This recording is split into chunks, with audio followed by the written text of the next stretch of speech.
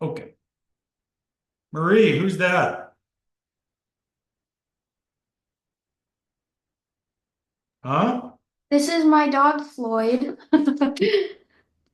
Oh, oh, he jumped away. I was hoping we could see a little more of Let me see if I can get him to come back up. Come here, Floyd.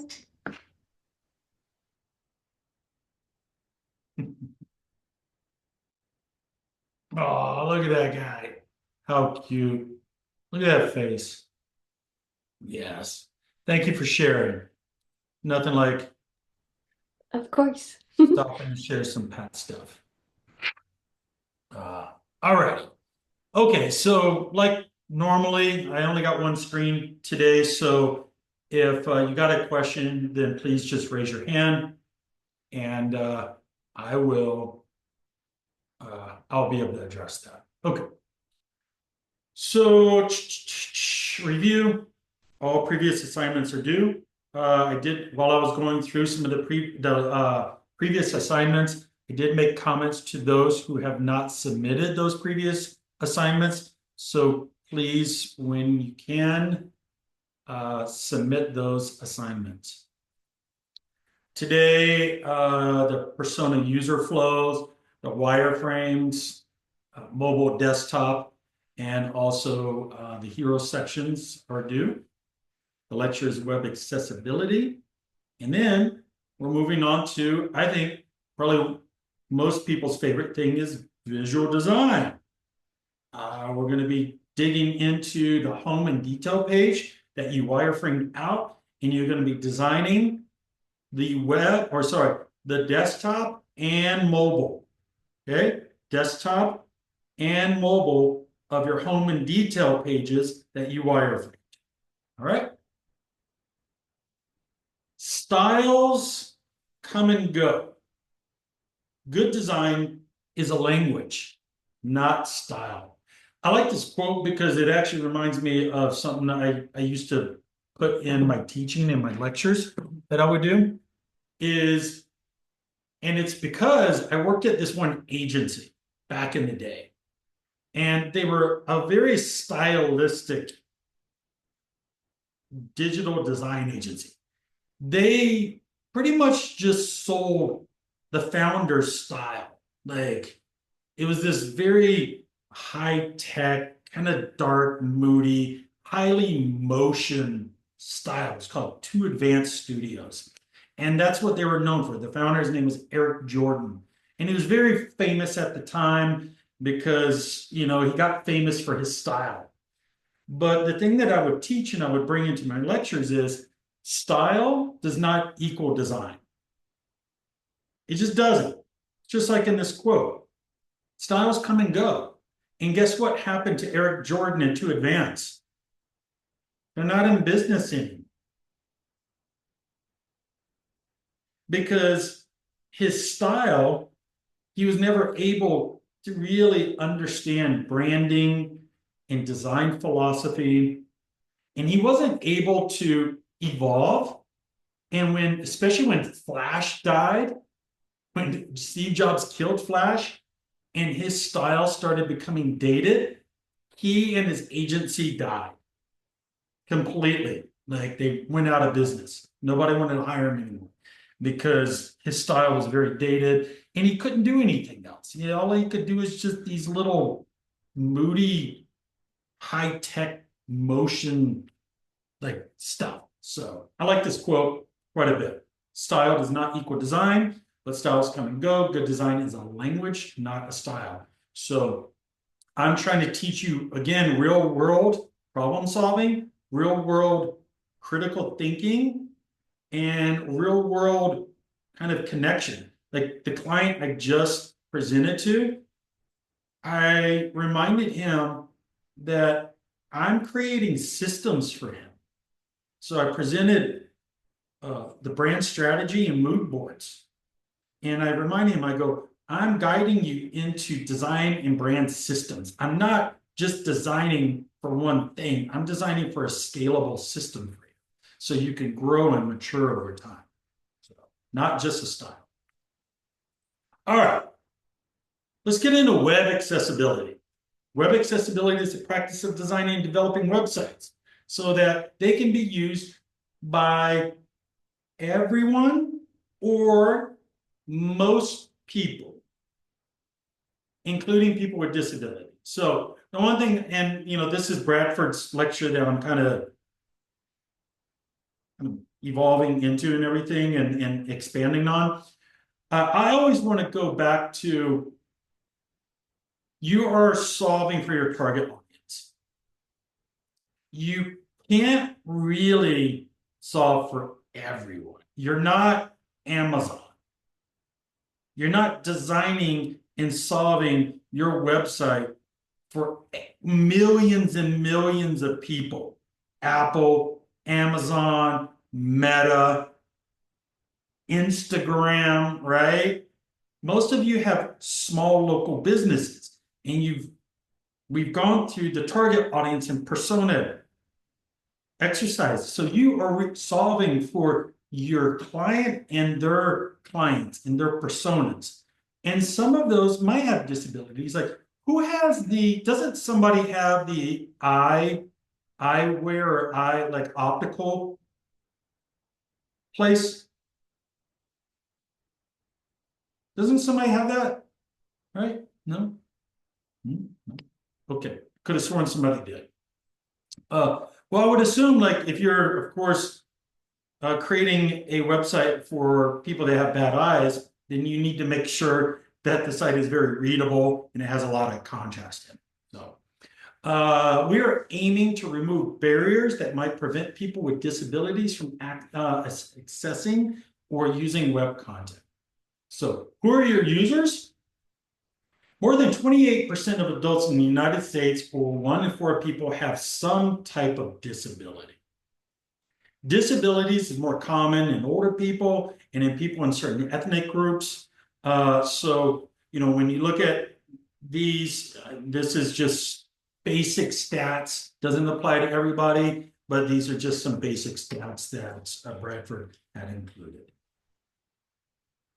So web accessibility helps everyone, not just people who identify as disabled. So types of disabilities: permanent, temporary, and situational. So, long-term, life-term condition that could affect a person's ability to interact with the website. What if they're blind? I think that's rather permanent. What if they temporary? What if they're just temporarily blind? I mean, that's possible, right? What if they had eye surgery and they just can't see for a few weeks because they got patches over their eyes? I don't know, right? So who knows? There can be a lot of different things as far as what the level of disability could be. So again, visual, motor mobility, auditory, seizures, cognitive, and intellectual. So, a lot of people don't think, like, it's kind of like when you pull up and you start watching a Netflix movie or a Netflix show or like Amazon Prime. They kind of let you know if there's going to be flashing visuals, because those flashing visuals could promote a seizure. So I don't see too many real, like, obnoxious and disruptive flashing things in most websites, but you might want to avoid those. So permanent, temporary, situational, like we said. Touch: somebody could just have one arm. Somebody could have an arm injury. Could be a new parent. Seeing, like I mentioned, they could be blind, or they could have cataracts. Or, first of all, distracted driver, they shouldn't be even looking at your website if they're driving. So they could end up disabled. Hearing, they could be deaf, ear infection, bartender. I mean, one thing that we do think about a bartender, right? One thing to consider is most websites don't always have a level of auditory aspect to it, but some of them do, right? Some of them might have videos and things like that. Or like the Mammoth site, remember, they had the little audio portion that you could click on and listen. So you do have to consider it. Speaking, nonverbal, laryngitis, like I'm about to get today, because I've been talking so much, or heavy accents. So WCAG, what does that mean? Web Content Accessibility Guidelines. So the bigger the brand, the more exposed the brand is, the more you need to consider the WCAG. When we were designing for Qualcomm.com, Mazda USA, the Marines, all these big sites that I had to solve for, we identified up front what levels of WCAG, the accessibility guidelines, we need to adhere to. And here's an important thing. We had the client sign off on which things we need to consider. That is a very, very important thing, or else you yourself, as an agency, could get sued. It's okay if the client gets sued. I don't care if the client gets sued. Because as long as they sign off and agree and you saw for those, then that helps protect yourself. Alrighty? So you can read, and pretty simple. So WCAG, A, your product is not impossible to use. A, your product is not difficult to use. Or A, your product goes above and beyond for specific groups. So those are different categories and measurements in grading. So poor, P-O-U-R, perceivable, operable, understandable, robust. So these key principles, poor for WCAG, helps ensure that the web content is accessible to all users. So perceivable, users can identify content with their senses. So if they were blind and they have their reader, that reader can scan everything in there and be able to read to the blind person. Now, we've talked about things. I want to go back to our web typography discussion. Can somebody please identify something that we talked about that would not be perceivable for a blind person?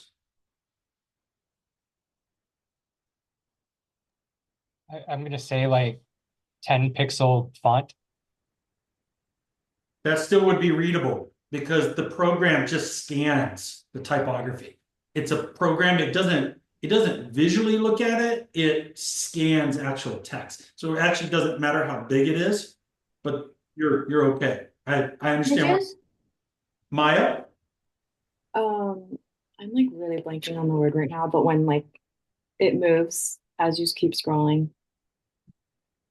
Like the pictures. Yes, that could be a challenge. That's true. So if you have motion, like typography that's moving, yes, that I actually do have in some sites, especially Squarespace gives you sort of this banner thing. Yes, you're right. It could have an issue trying to read that. When you like scroll and it like gives And some that's depth. I forgot the word for that, the but parallaxing. So yeah. yes, if it's really complicated, you're right. That scanning system could have a problem with that. Next, who spoke it? Was that you, Marie? Images, just like pictures in general, because it can't scan text. Or it can't. Bingo. So remember how we talked about scalable, like, responsive in web typography. And what we talked about was if you have typography that ends up being an image, like a big banner, or it's in a video, right? And you're trying to kind of communicate like a message that would be in a image or a video. Well, that program can't scan it. Yes. Good job. Operable. Users can operate controls, buttons, and navigation. So those things considered. So actually, Carl, this is where a little bit of like what you had mentioned, size, when you were talking about size. Yes. So if things are too small, then it will affect operable and understandable. Okay. And then robust content can be accessed through multiple technologies. So that includes different browsers, things like that. Actions that designers can take. Ensure sufficient color contrast. So utilizing the color combinations that meet the guidelines of WCAG for contrast ratios. We kind of touched on that a little bit, which recommend a contrast of at least 4, 5, or 1. And you look at, these examples here. Is this text accessible? No. Is this text accessible? Anyone? Yes? No? No, I don't think so. Yeah? No? I agree. Oh, it is. I would think that actually really throws me off too. I would think that maybe if you're a bit colorblind, that this one might be really difficult to see. But based off the standards, it is. Is this text accessible? Yes? No? Yes. Yes? Yes. No? They're saying What? no. I know. Disagree. I disagree. No. So again, kind of depending on the accessibility, is this text accessible? Let's see. Saying that one is. This text accessible? I would say it's high contrast, so maybe yes. Yeah. Is this text accessible? Man, I'm on the fence on this one. Yes, no, Yes. yes. Dang. No. I know. Like to some extent, it's kind of accessible. I know. I would think so too. I feel like there's enough contrast here. So, all right. So here's a contrast checker. And when you get this lecture, the link is live. You can click on this and you can do some testing. Okay. Don't rely solely on color for meaning. Ensure that color is not only a visual means of conveying information, as users with color blindness, like I mentioned, or low vision may not be able to distinguish between colors. So provide additional cues such as text labels, patterns, icons, all that good, wonderful stuff. So looking at something like this, as far as like a chart that you could have on your website, a lot of contrast to it. This also represents some high contrast graphs and visuals. Use descriptive link text, write link text that clearly describes the destination or purpose of the link, making it easy for screen reader users to understand where the link will take them. Avoid generic phrases like click or read more. But here's the thing though. Excuse me. There are some standards when it comes to links. You want to kind of keep it no more than 4 words. And quick, like clear, short words. Like so most of the time with text links, you want to keep them very direct and short and to the point. Store, the best way to buy the product you love. So over here on the right, text links, ask a specialist or find one near you. So those are, good examples of keeping to the rule of no more than 4, find one near you. Make content accessible to screen readers. We talked about this. Provide descriptive alt text for images. So going back to the text, image, video thing, if you do have those, then you do need to consider this alt text for images to ensure that the screen readers can convey. But here's the thing, sometimes it doesn't always work. And that's why, as designers, if you're really wanting to make sure that things are fully accessible to screen readers, then you just want to avoid text imagery altogether. All right? So, like this, great example. This big header has these type embedded in a big image. And so, yes, there could be some alt text in it. And the alt text would probably be, let me actually, I want to ask, how do you think the text alt would read for this big hero section? Anybody?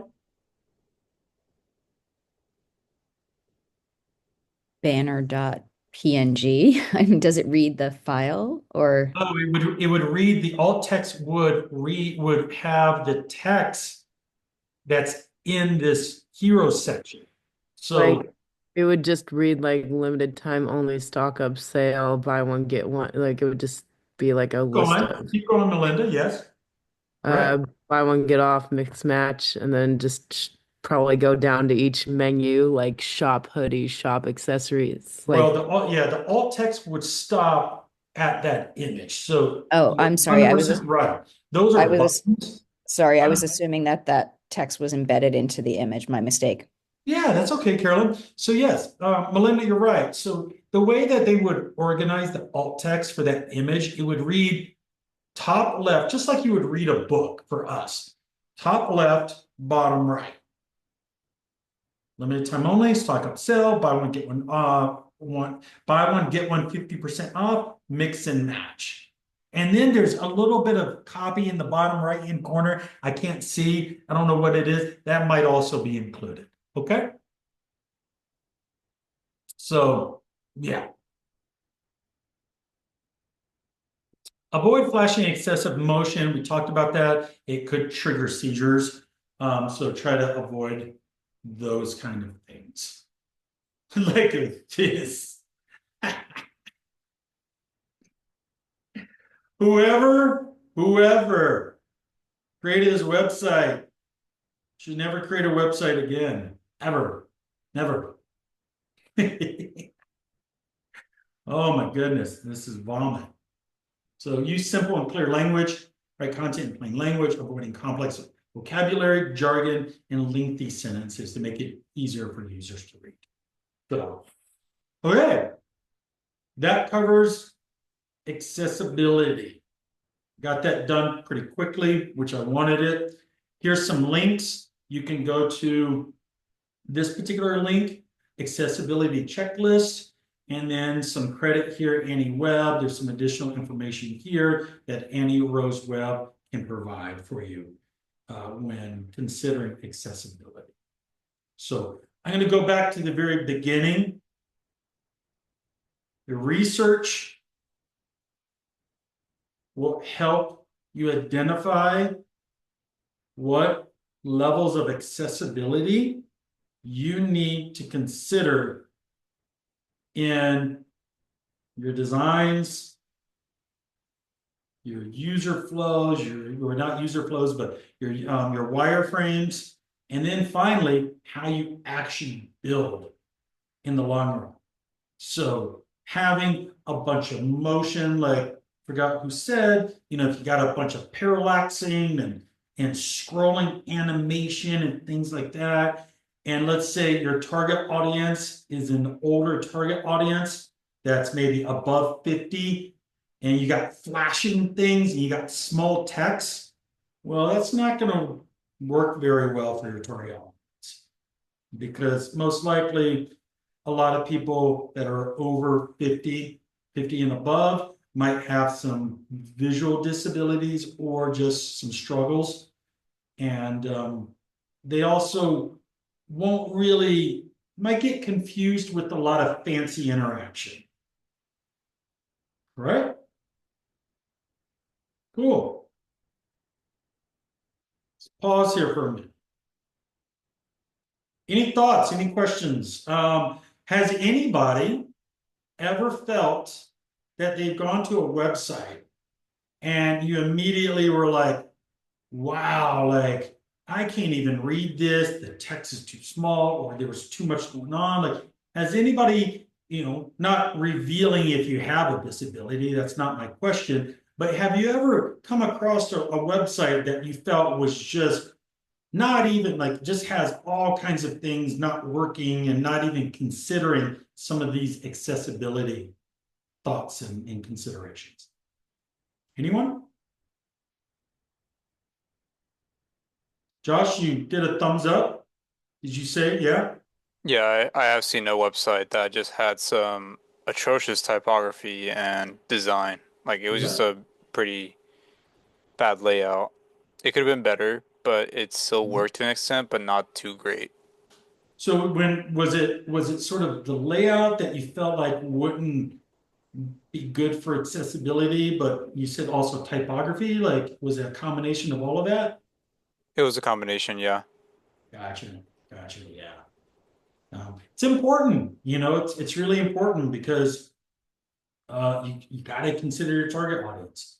So, anybody else has any other thoughts around that or experiences with those kind of struggles?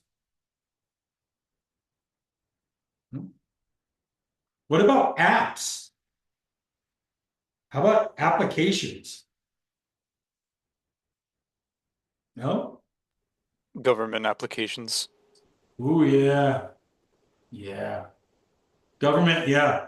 So I'm a veteran and actually the VA app isn't too bad, but the VA website is just so difficult. It's very clunky, and you would think, right? VA, there's a lot of disabilities in VA and with veterans.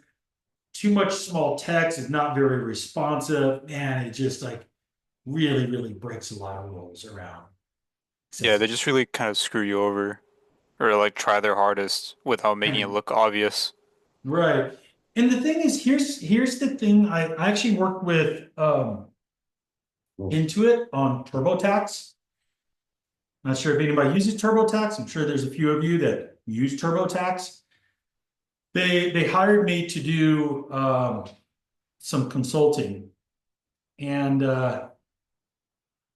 one of the things that they had to admit is their platform is so big and robust that it's really difficult for them to make big updates to it.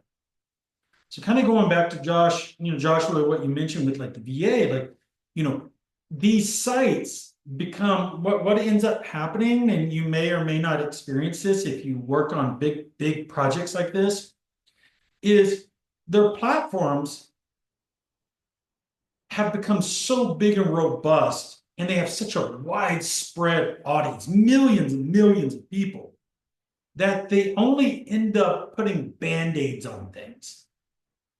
And now the problem is, it's like a big aircraft carrier, and there's just a bunch of like duct tape keeping the aircraft carrier from sinking because it's so difficult and so it's like expensive for them to just completely create a new aircraft carrier from scratch. And they end up not wanting to absorb the time and cost and effort. So they just keep putting band-aids and duct tape on stuff. So, kind of looking at like the TurboTax thing, that's one of their biggest problems. If you've used TurboTax, it is not easy. It's very outdated. And it just has become so robust that they're just barely keeping it together with duct tape. Dylan. I kind of have the opposite experience with a site, specifically the Kaiser site and the app, both of them actually. It Okay. updates too often. Like Oh. it's constantly updating. Like I'll use it like a month and then a month will go by and it's completely different and I can't find anything. I was like, you guys need to just calm down. It's constantly updating. Like not even for good reasons either, but just makes it Sure. so confusing to find things. Like Yeah. I'll finally find one thing and I was like, all right, now I know how to get to it. And then next time it updates, I'm like, I don't know where it went anymore. Yeah, Right. it's the only thing I have an issue with. Yeah. Dylan, I'm so glad you brought up that. That's a very, very good discussion point. So, one, there's a lot of disadvantages of not doing it right the first time. And then being very intentional on how you update things. And honestly, a website, especially if you do it right, hence Mazda USA, just kidding, that it can last for 6, 7, 8 years. No, just being funny. But no kidding, like honestly, like a good website like the Mammoth site should really have a shelf life of at least 3 years. Like really. And then you can do incremental updates, Dylan. So of course, you might do some updates to the homepage, hero section, or you might add some more like product pages or things like that. You might, but you're not going to make global updates to like navigation and user flow and things like that that you seem like you're experiencing. Yeah, it's like a full reformatting like every 6 months. Exactly, which It's should bad. not be the case. That should not be the case. It should be incremental updates that enhance, certain elements that if a company is doing the proper research and development up front, then you've already created a good platform. And then what you can do is you can do the A/B testing that we talked about, right? That I blew your mind about when it came to Instagram, testing you on different accounts. So you can do the proper A/B testing and then make incremental updates to the application and the website. So that's a really good point to bring up.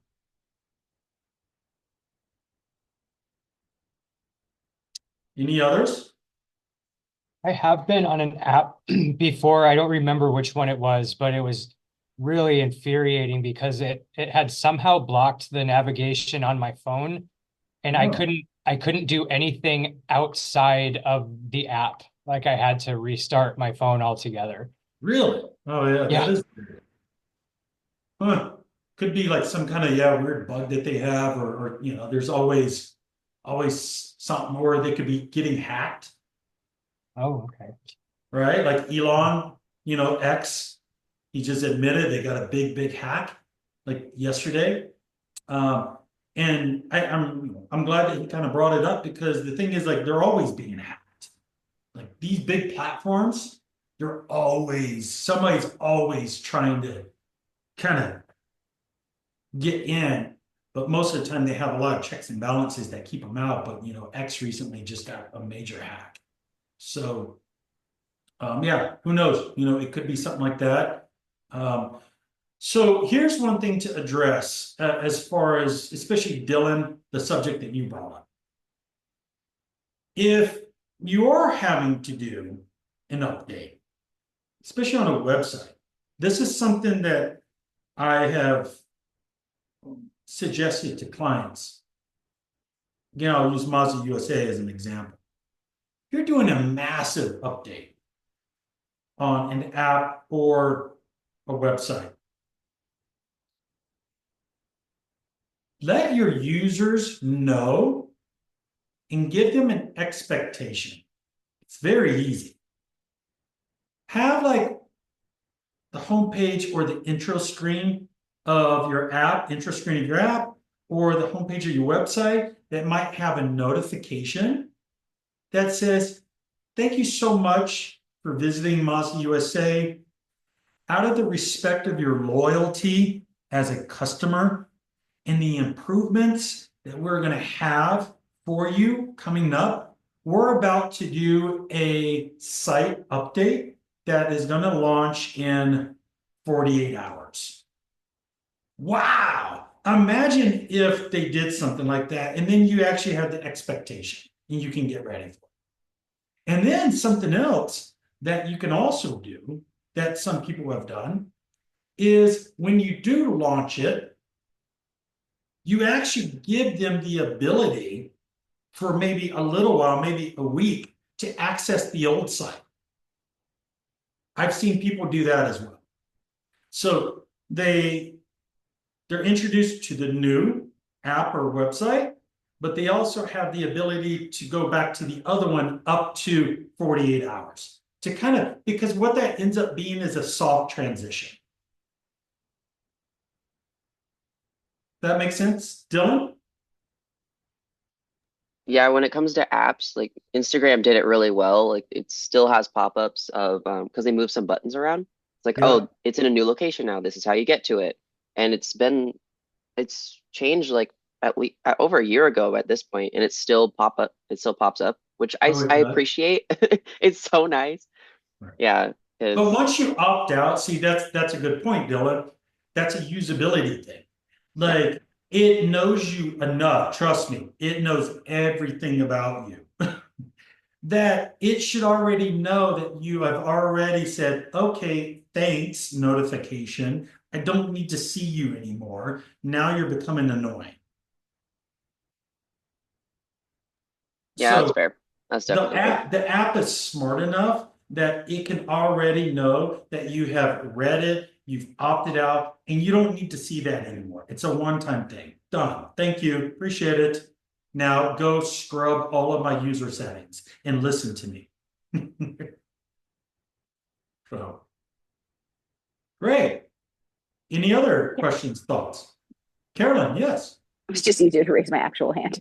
On the flip side of that, when I was looking at financial websites to use as competitor comparisons, since I'm doing an accounting firm, I wish I had bookmarked it, but it was one of the only sites that I've seen where they had like an accessibility icon on the Yeah. left side. And when I clicked on it, it got a pretty big pop out with a whole bunch of different icons, and it listed what each one was. So like if you wanted to change the contrast or you wanted to change the font size, and it allowed the user to click on the different things and really That control it. And it was amazing. was But I was in the middle of what I was doing and I didn't right. bookmark it, but I had not seen that before. That's great. I'm glad you brought that up. So let's see here if we can actually find one. Yeah, this is usually what it looks like. Is this person, I have no idea why this icon means accessibility. Doesn't, like, it's so strange to me, but this is the standard accessibility icon. And so the person to me looks dead, like somebody shot them and they're on the ground. It's so weird, but that is the standard accessibility icon. I don't know why it is, but yeah, that's a good one, Carolyn. Thank you for bringing that up. That's right. So if you do see that icon kind of floating on a website, yes, it most likely will give you the option of being able to adjust it based off of, yeah, the settings. Cool. Good one. Any other thoughts? Yeah, these are all really good discussion points. Okay. All right, let's move on. So we all know that the assignment that's due today is our wireframes, persona user flows, hero section. Yes, that's it. And our next assignment, assignment 5, will be visual design. You will be designing your home page, your detail page. You will be designing it for mobile and desktop. And that includes the entire page and also any interactions that you feel like are appropriate for the design. Carl, and that's not when it's due. I didn't update that. Sorry. Okay, then I have nothing. I know. Hold on just a second. Let's see. Wait, let me just TBD for right now. TBD. I gotta look it It up. looks So much give me- better. Right. That was freaking you out, right? So, yeah. This is actually an example of student work right here on the right. This was a student project. And we're also gonna go over some examples of how to present your work, so how to present these visual designs. And also I'm gonna do some basic Figma like classes of where if you want to, you can present in Figma and add some basic interactions. Okay? And I know some of you, might really appreciate it, and others might are like, I don't need that. But I'll do a couple of tutorials, some basic ones. So, Carl, yes. Okay, different one this time. I was just wondering when, like typically after this recording, when does the lecture go up? Because I was gonna have to bounce out early today. Good. I will get it up to my best of my abilities in like a day. Okay. Okay. Cool. So change that to. I was like never sure where or how to post any assignments on Canvas because like I did everything in Figma. So Okay. like how Yeah, you can just post the link in there. So as far as like when I leave student view, I'm just going to give you a little like for creative. Actually, no, let me go to student view. That's the easiest. So if you go to creative questionnaire, you can upload it or create a web URL. So you can drop in, Joshua, you can also speak up, but if it's a Figma link, you can go, let me see here real quick. If I wanted to share this presentation, copy audio, like you copy your link, and you could just literally just go boop, just like that. okay. Right? Or which I think I already saw several people just upload a PDF. Like if you have a PDF, you can upload the PDF right there. Joshua, yes. Yeah, and if I may share my screen for a bit, I can Yeah, go for it. show Hold how on one to second. export a Figma file into a PDF. Yeah, okay. Give me a second. Let me stop sharing and then allow you to share. All right, thank you. You bet. And actually, while you're doing that, I'll be right back in like. Of course.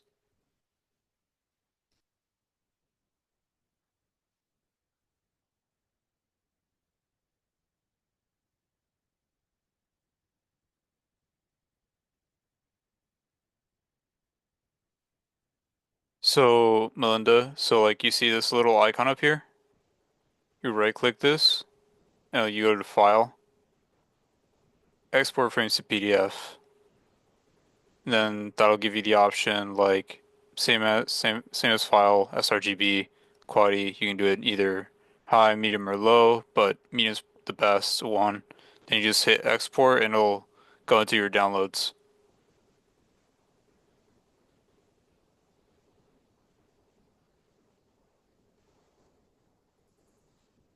I'll leave it in chat as well so that you can copy paste it.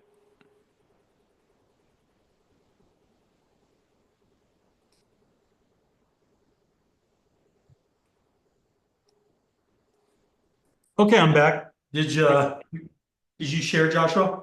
Yeah, I share how to do it. Thank you. I appreciate it. I'll still post a text version of the process so Thank you. that others can copy paste it into their notes.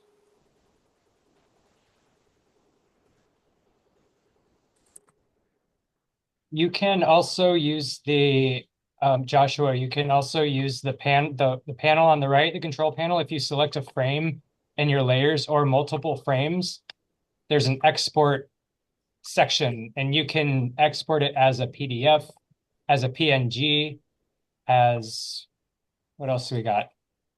SVG and PDF. So there's Oh, okay, cool. I didn't know Yeah. that. Mhm. Thank you. Thank you for sharing. I appreciate that.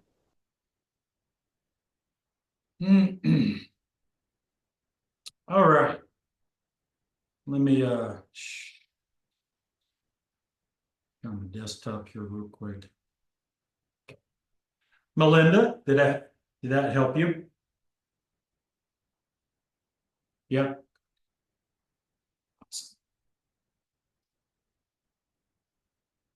Okay.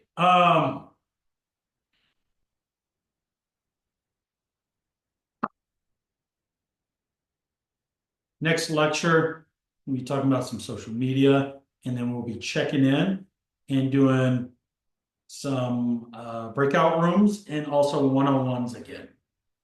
Can I ask? I want to do an overall vote. What do you feel like is more helpful? The one-on-one sessions like we did just recently, or the breakout rooms?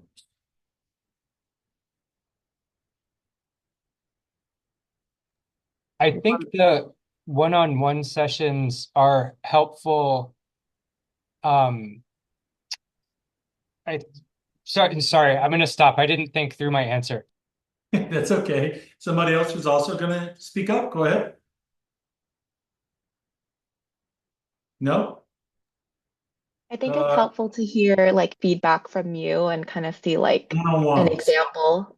Yeah, for one-on-ones. I see a lot of one-on-ones here. Yeah, the one-on-one. Okay. All right. Well, we'll still end up doing breakout sessions when I want you to collaborate a little bit more, student to student, because again, I think there's a lot of value in coming together and working with each other to help problem solve as a team, because I'm going to go back to one of the first things I said from the very beginning. That is a very real world situation, and I'm teaching you real world application. So it's not always, it's not always ideal to just have somebody, one person giving you feedback. So, okay. Well, on that, we're going to start with the one-on-ones. Let's see. Great. Okay. All You right. know, I think it's kind of crazy that like everyone gave feedback that like the one-on-ones are most helpful and you're still trying to put us in like the breakout rooms when it's like the feedback is like it's not helpful. It's gotten me behind on my work. And I don't really understand like pushing on that, the real world experience stuff. I'm 40 and I don't feel me experiencing in life, like going through meeting different teachers with different teaching styles. And it's like, I can respect some styles work for me, some don't, but it's just really frustrating when it's like I'm giving feedback that it's like this isn't helping. A lot of other people are saying that. And it's like, well, tough for you. I'm still going to do it. It's just kind of, I get that is real world, but it's just not really helping as a student. Sure. I I would hear agree. you, Melinda, I do, but that is life. But And wouldn't I, that situation be after you've already learned it, when you have those skills and when it becomes functional? Like you don't put a bunch of people, maybe you do, I'm not, maybe I'm wrong. I'm much older than Melinda. Um, isn't it more likely that you're going to have a meeting with people or meet with your directors, your creative directors, or your team when everybody comes to the table with at least the basic skills? Like I haven't submitted anything. I'm literally considering dropping the class because I'm so frustrated. Now that's partly on me. I'm a little stressed because I've spread myself too thin. That's nobody's fault. But I do feel a little frustrated that I'm not learning as much as I think I would. I learned much more in the one-on-one than I do from people that maybe, aren't obviously as skilled as you. Like you're our leader, so to speak, and we want to soak up everything that you have. So if we're in a room with people that are still at mine or slightly higher, obviously, learning level, I don't know that we're getting the most out of our time and dollar. sure. I'm just speaking for myself. No, and I appreciate that. I'm glad both of you are kind of expressing yourself this way. So to kind of go back to it, yes, the intention is to try to give you as much value from my experience as possible. Like that is the number one thing I'm trying to do. But I'm also challenging you. If I don't challenge you to break out of your comfort zone, it's the same thing I push clients to do. Like, if I don't challenge you to break out of your comfort zone and to critically adapt and problem solve, and I'm just making it easy, like the easiest possible scenario for you, then you really aren't growing to your maximum capability. And collaborating with people at your own level is an important aspect of your growth. If we were in a real classroom, we would be doing the same thing. You would be working with the team to kind of collaborate on things and to share and to give feedback, as equal students. It would be the same thing as what I had been doing, even if it was a real classroom. So, But in a real classroom, we'd be able to call you over and get your immediate feedback. So that is a little bit different. correct. I think it's a little bit more fluid in the classroom. One group can turn and talk to the other group. One group can talk to you. So there's much more of that interaction. So I see the limitations of the Zoom. I definitely see what you're saying, but I do think that we definitely lose a little bit when we're in a room. In the breakout room. I hear you. I absolutely do. So then, what I'm going to do is I'm going to take that discussion. I'm going to think about it a little bit. I'm even going to talk to Sean and Bradford about it. But, Melinda, just to kind of touch on, and Donna, I will get to you in 1 second, to kind of touch on different teaching styles. That's also just a thing. I mean, it is what it is. But what we have tried to do here at City is create consistency in the structure of the program. And Sean and Bradford have done an incredible job to create consistency in the structure and these type of lectures. I have taken what they've given me that they've taught before, and I've just expanded on it a bit, and I've personalized it a little bit. But when it comes to teaching styles, yes, I am going to teach a little different than Bradford and Sean, because I have far more real world experience than they do. I can't speak for them, but I guarantee that they haven't led teams like I have for years and years at large digital agencies. So yes, I am going to teach differently than they do because I have a different vastness of experience than they do. So you're going to get different levels of teaching based off of the individual and their experience. So, Donna, yes, go for it. I just wanted to say that rather than describing it as like a one-on-one, I see it more as like a class critique, which I really like because in my other like Zoom classes, Zoom design classes, we would do design critiques where everyone had to submit something and everyone had to show something. Like you just had to.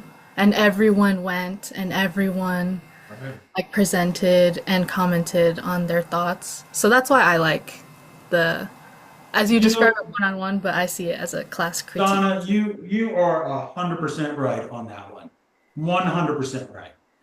I have been kind of describing it as sort of one-on-one, but you are right. That's a much better sort of description or title, that it truly is a class critique.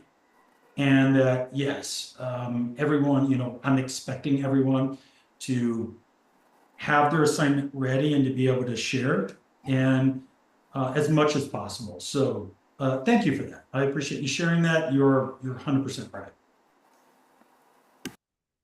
Maya, now your turn. I did want to add as well, the breakout rooms are very different from being in the classroom, but I do like getting class feedback from my classmates because like sometimes my classmates are like my target market or my demographic, and sometimes the professors like they aren't. So there could be a disconnect too when giving feedback. So I really love to like brief it through my classmates, because sometimes my demographic kind of fits them more than the professor. So I can Yeah. actually get like, these are going to be the people who are actually going to be experiencing this design. Yeah. So I liked a little bit of both, kind of what Joshua said in the comments. Like I like the classmate, but the one-on-one time, even if it's like a help list Yeah. kind of situation, is beneficial. But Great.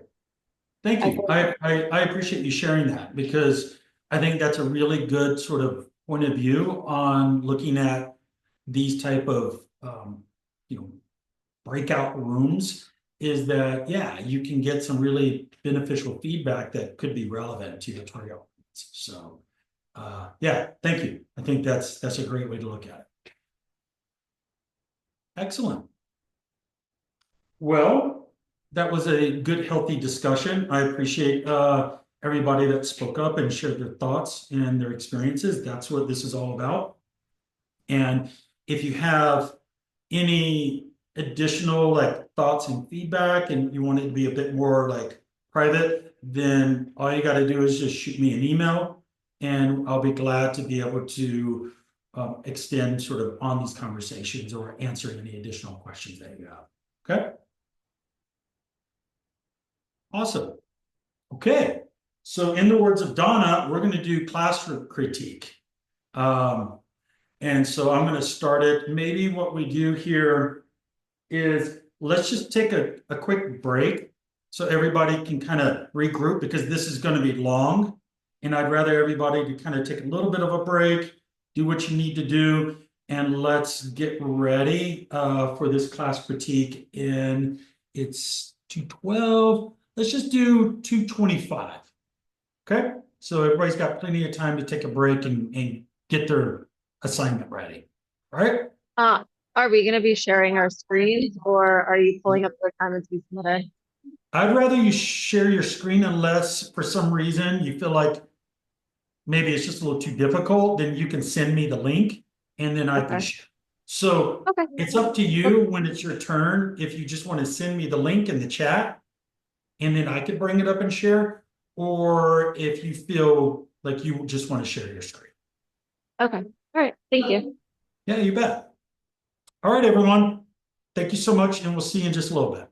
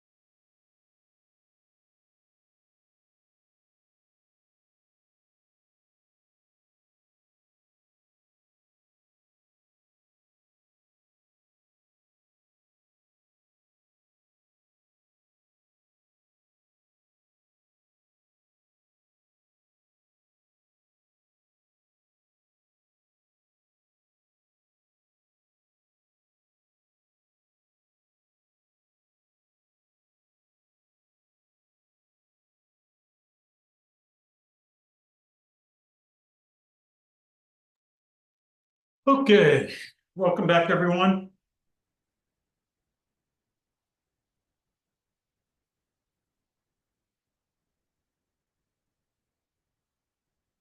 We're gonna give everybody here just a second.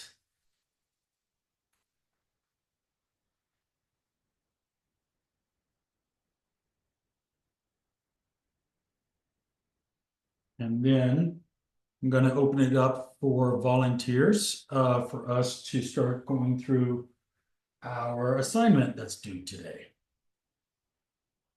Okay, Marie, perfect. You can be first.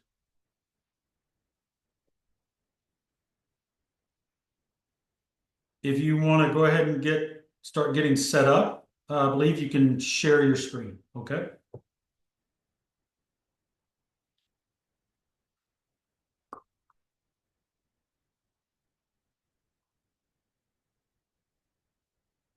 All right.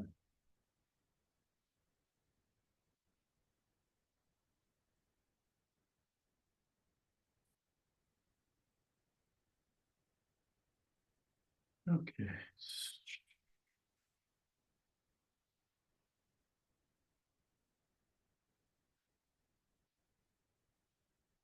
Yeah, and we'll just give it like one more minute. I Can believe y'all see the screen? I can. Yeah, I sure can. Okay. Okay. So, all right. Okay, Marie, if you're ready, I know I'm ready. Mhm.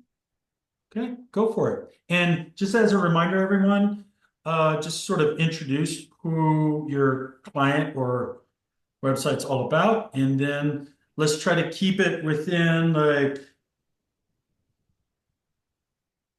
about 8 to 10 minutes, okay? So for my website, I picked Carr Allison, and they're a law firm that's nationwide. Um, they're based mostly in like the southeast, so Florida, Okay. Alabama, Tennessee, Georgia, more like the southern states. And they do a list of things from like litigation to medicine or medical, and then they do like transportation. They cover everything pretty much. Okay. Thank you. So for my hero pages, this was the first one that I had chosen, and then, or that I had created, and then the second and the third. I kind of scrapped the last two and went with the first one because I Okay. didn't really care for it. The other ones. Absolutely. That's great. So So I think, as far as the one that you're sort of focusing on right up here at the top, that will probably continue into your visual design. The mhm. things that I think work really well right here is considering you have some good breathing room around the elements that are on the page, especially in the desktop version and also the mobile. Your content is very easily digestible. And I think that's very important for not only your client, but their target audience. Their target audience, especially when it comes to law firms, most of the time they're needing things to be very easily digestible. And I think you're doing a great job with that when it comes to, you're looking at like color contrast and sort of the hierarchy and the organization of your content, especially on the mobile device. You got a clear top navigation with your mobile icon. You got sort of a headline defending your business, protecting your future, and then you get into kind of a call to action for the feature area. Just some small things though that I would consider is, I don't know, like I think I'd get rid of like the quotation marks around your header. It sort of like kind of throws it off a little bit, and I don't think it's necessary. I think just defending your business, protecting your future, that's a strong enough statement that you don't need to sort of put it in quotes like somebody's saying. Okay. If you go over to the desktop though, real quick, Mhm. what I would do is remember how we talked about sort of alignment and keeping things, trying to have sort of visual alignment. I think Mhm. what I would explore is having that headline, defending your business, protecting your future, and then sort of the call to action, reserve your spot, talk to expert with the book a consultation. I think I would probably make those all left aligned so they feel like, they're sort of visually flowing, especially for the desktop. And it kind of works better on mobile than the desktop, where it says reserve your spot. Then it has dash talk to an expert. Kind of throws me off a little bit. Mhm. And I would try to maybe make the font a little bit smaller and do the call to action wider. When I For did the mobile, wireframes, I did that there, and I just okay. forgot to update it here. Perfect, great. So you already solved that. That's wonderful. And I also like the arrow that you did in this, where it has a very like simple visual cue to keep scrolling and find more. Good job on that. I think that's very effective. Thank you. Okay. And then for my wireframes, here's the mobile ones. Okay. Go ahead and talk us through these a little bit. So for the wireframes, I figured you would start on the home page and then you're scrolling down and you have the option to click book a consultation. And then as you keep scrolling, oops, didn't mean to do that. As you keep scrolling, the next page would be kind of like an about page. I was gonna skip the about page and put that towards the bottom and have like the practice areas. But then I was thinking about it, and when most people pull up the homepage, they're like, okay, what is this company about? And then they go to like the practice areas. So I left the about page coming up next. Okay. So if I understand this correctly, what I'm looking at is this is the home page on the left and the about page on the right. Is that what you said? Yeah. So like I kind of what did you call it last class? The ones that you can click to and it takes you to like a specific spot on the page. Oh yeah, kind of alt tags. Oh, yeah. Kind of Yeah. like that because all of their information can pretty much just fit onto one page besides the practice areas. So like if you click the practice area, it could just pop up a window that describes what that area is. So then, if I understand it right, you're actually saying that this is a one-page website. Is that right? Mhm.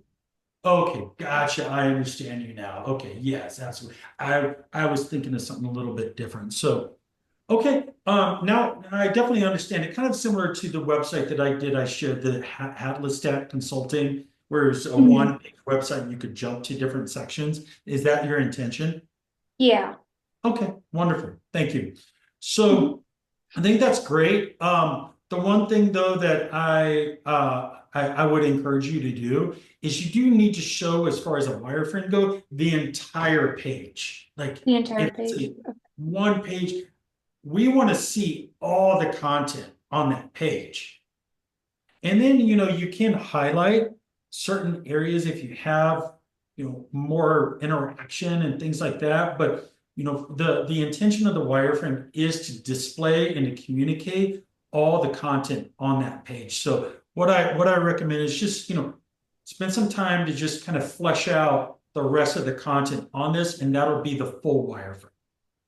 Okay, I was gonna ask about that because I wasn't sure if you needed like the full thingy or just the homepage and then the detailed And page that or detail. Sure. Yeah. You've done a great job up to here, but definitely flesh out the rest of the content on that page. Okay. okay. All right. Great. And you have a And desktop real then I quick. did the desktop wireframe as well, so this would be the homepage. I didn't left align this, but I made the That's consultation okay. bigger and I changed the color of the button. Sure. That's okay. This is just a wireframe, so it's not that important. So Mhm. it'd be the same thing with this. Okay, Marie. So just, go ahead, show us, we want to see all that content that's being displayed on this particular page. And then Okay. you can call out any additional interaction, okay? Okay. Does anybody else have any feedback for Marie on these? Okay. All right. And next would be your user flows. Excellent. Okay. Yeah, just zoom in. You can zoom in on maybe one or two, well, depending on how quick we can get these. Thank you, Sam. So for the user flows, I kind of kept them the same across the board, and I was going to keep it simple and do just the user flow part of the page. But then I was like, well, what if there's a client looking at it and I'm not there to explain it? Then it's kind of self-explained on the side with the information in there itself. Okay. So what I really appreciate that you've done here is, you've kept, you're kind of keeping the personas sort of high level profile, and then you're going really deep into the sitemap and the user flow, and you're also providing us a legend that I think is very useful. So I think that this particular presentation is very valuable, and you have a lot of great content in here. The I haven't necessarily seen anybody go this thorough in explaining, but I appreciate that, the way that you've gone in and you really kind of explain your thinking through the user flow. So I do appreciate that, and I think that's very useful. Thank you. Great. And you did all four of them. Your first one is Justin Smith, then you got Emily, Martin, kind of just pan through them. You got this persona Sarah, and then you got Bob. Okay, great. Thank you. Good job on all of these. Thank you. Does anybody have any thoughts, anything they want to share real quick with Marie? Donna, you had a general question, you said. Yeah, I was just gonna ask, like in their wireframes, because I also wanted to say book a consultation, but it felt too long, so that's why I made it really short. So is there size regulations? So there are considerations that you want to take, and one of them is, you want to consider sort of what I mentioned in the accessibility is normal practice is try not to go more than 4 words, like in the lecture that it showed like those text links. And those 2 particular text links, one of them was 3 words, the other one was 4 words. And we tried to not go more than that. Again, it kind of depends on, the length of your word. Consultation, it's kind of a long word.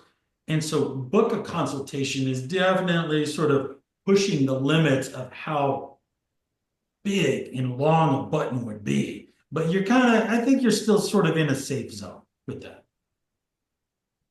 Yeah, I was just wondering because that's why I went with only book consult rather than book a consultation. So I was just like wondering. Yeah, and it is, it's definitely a little bit of a trial and error of testing and seeing how it looks, and then also the font that you're using. If you're using, let's say, a wide, bold sans serif, well, then book a consultation in a button might make it really, really massive. You see all those little considerations that you have to think about? Yeah. Thank you. Yeah, you bet. Of course. Okay, next. Who do we want next, please?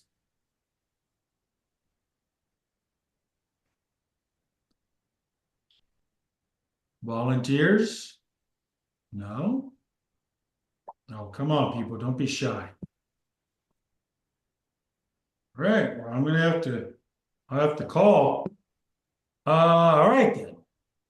Let's see. Marissa, are you there? I am.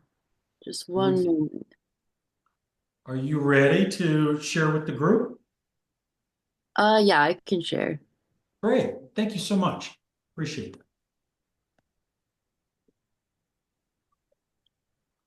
Um,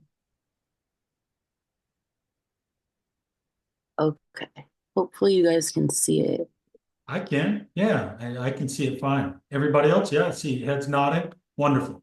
All right, yeah, just walk us through what you have, okay? Is it just showing my Figma screen? Yeah, I can see your Figma screen. I can see sketches for wireframe, some medium fidelity wireframes, and then it looks like some hero sections. Okay. Awesome. All right. So let me see. Yeah, I just have pretty low fidelity wireframes right now. Okay, that's fine. Walk us Um, through what you got. yeah. So my company is an architecture company. Right. It's called 1070 Architecture. Okay. I went ahead and just did the mobile for right now, just Okay. because you told us to start there. Yep, absolutely. Um, this took me a while to kind of like wrap my brain around, just like Sure. Yeah. laying stuff out and what Hmm. would look good. I'm Right. going for a pretty modern look to my Okay. website. So a lot of white space, but focusing on typography and photography. Right. And having very, So, very easy to digestible information on the page. yes. That's great. Um, so I want just like a big background image here in the hero section, and then a call to action. It'll probably say book a consultation is what I'm thinking. Hmm. And then underneath that, as you scroll down, I think there should be like a little spot for like an about us, Yeah. just to kind of Perfect. explain it more, like what they do, Hmm. but keep it pretty brief. Right. I'm kind of curious if I should like plug in like a button for them to click on Mhm. there or something to link to like take them to an about us page specifically for that. Do you plan on having an about us page? Yes. Yeah, for sure. You could do one or two things. You can add just a button, or you could do a text link within, at the end of the body copy if you wanted to be a bit more like subtle. But that's something you can kind of consider. Okay, got it. Yeah, you And bet. then as you keep scrolling, um, uh, the biggest part of this website is seeing what projects they have actually done. So I kind of wanted to go into like a portfolio tease here. Okay. Hmm. So, I mean, you would be able to kind of scroll through, but each of these pictures would represent like a different service that they offer. I think they Okay. offer a total of like four different services. Like there's commercial projects they do more like home renovations, they do ADU, which is Okay. like a smaller home on the side. Okay. And I think there's one more that they do, like a remodel or renovations. Okay. And then, have them be able to click like into the portfolio directly. Maybe they Right. can click on the image specifically Yeah. that would take them to that specific service, I if think that that's a makes good sense. use of a carousel for sure. Okay. And then as you continue on scrolling, it would go into the design principles, keep it pretty brief, and then kind of their process. I'm not sure if you'd actually be able to click on these or if I would just kind of create a diagram in a way of how it Okay. works. Sure. And then it would go into like another consultation button that Yeah. would also be at the front over here. Gotcha. And Good. then kind of explain their philosophy a little bit. Hmm. And then just like the end of the website. Good. Yeah, that's like the footer, correct? Yeah, the footer. Good. So that would be the home page. Okay. I think the detail page I'm gonna do is the portfolio. Okay, that's a good one. Obviously, like within the portfolio, I would want them to be able to click directly on what type of work they want to look at in a separate Uh-huh. page.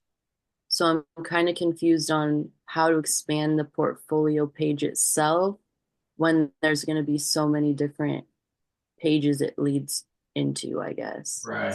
So this is like a portfolio slash projects landing page. Is that what you're saying? Yes. Gotcha. Yeah. So yeah, a lot of times, what you can consider is just giving little highlights on this page of all the different projects. And then, you know, it could have just a one-liner description with a button to see more. And just kind of keep it, keep it high level. I wouldn't get too deep into this unless also something to consider is if they have a lot of different categories of projects. So you could have a filtering system. Maybe it's based off categories and not actual projects. So those are two things that you could consider. But no matter what, I would try to keep this as high level as possible. And then the user can click to go deeper at a third level, we call it, to actually like see more on the project. Okay. Does that make That makes sense? perfect sense. Yeah. Good. So would you like for this would be like the main portfolio. Would you kind of like have these stacked on a mobile, or would you have it where you can slide through and scroll? Both interactions are pretty common. It kind of depends on, I think, your own sort of sensibility and the layout and the flow.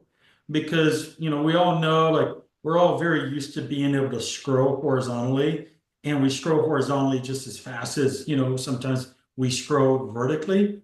So I think that's really kind of a decision that you're going to have to make. Okay. Yeah, Yeah, because either one would work fine. got it. Hmm? Okay, All right. let's move on and see if you have some of those hero sections too, because I just want to keep it under 10 minutes, okay? Yeah, you got it. Sorry. It's okay. Um, so these are the hero sections I have so far. I'm kind Great. of struggling to find imagery that works. Um, So far, you got some really cool imagery. I can see. Thank you. Yeah, I kind of try to tailor it to like what they actually do. So this is right. pretty similar to the work they do. Good. Which one are This is you like, leaning more towards into? Which one are you leaning more into? Like the first, second, or third one? um, I kind of like the second one, but I also like the third because of the contrast. Yeah, yeah. What is, let's see here, somebody speaking up. Yeah, the image you have is appearing to work well. Yeah, I agree, Marie. So here's a couple of things, this kind of goes back to just basic readability and all that stuff. Yes, the darker images do provide way more contrast in the background to the lighter, like white text. So you do have much better contrast with this type of approach. So I would lean more into that direction. But what would happen if you do need a lighter image?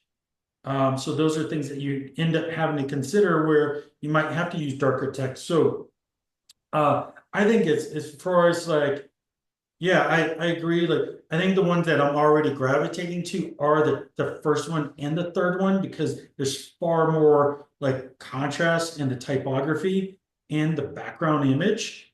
And I also like the flow. The only thing I think you could reconsider is the size of your button. The book of consultation, I think, is a bit too big. So whenever you start moving into design, I would start kind of considering not being so like, "Rah," that's a really large button that your hierarchy is, let me read and digest what you like what's important, and the call to action should come after you read where vision meets architecture in the body copy, the next information. So I think you can kind of tone down the size of that button a bit. Okay, got it. Yeah.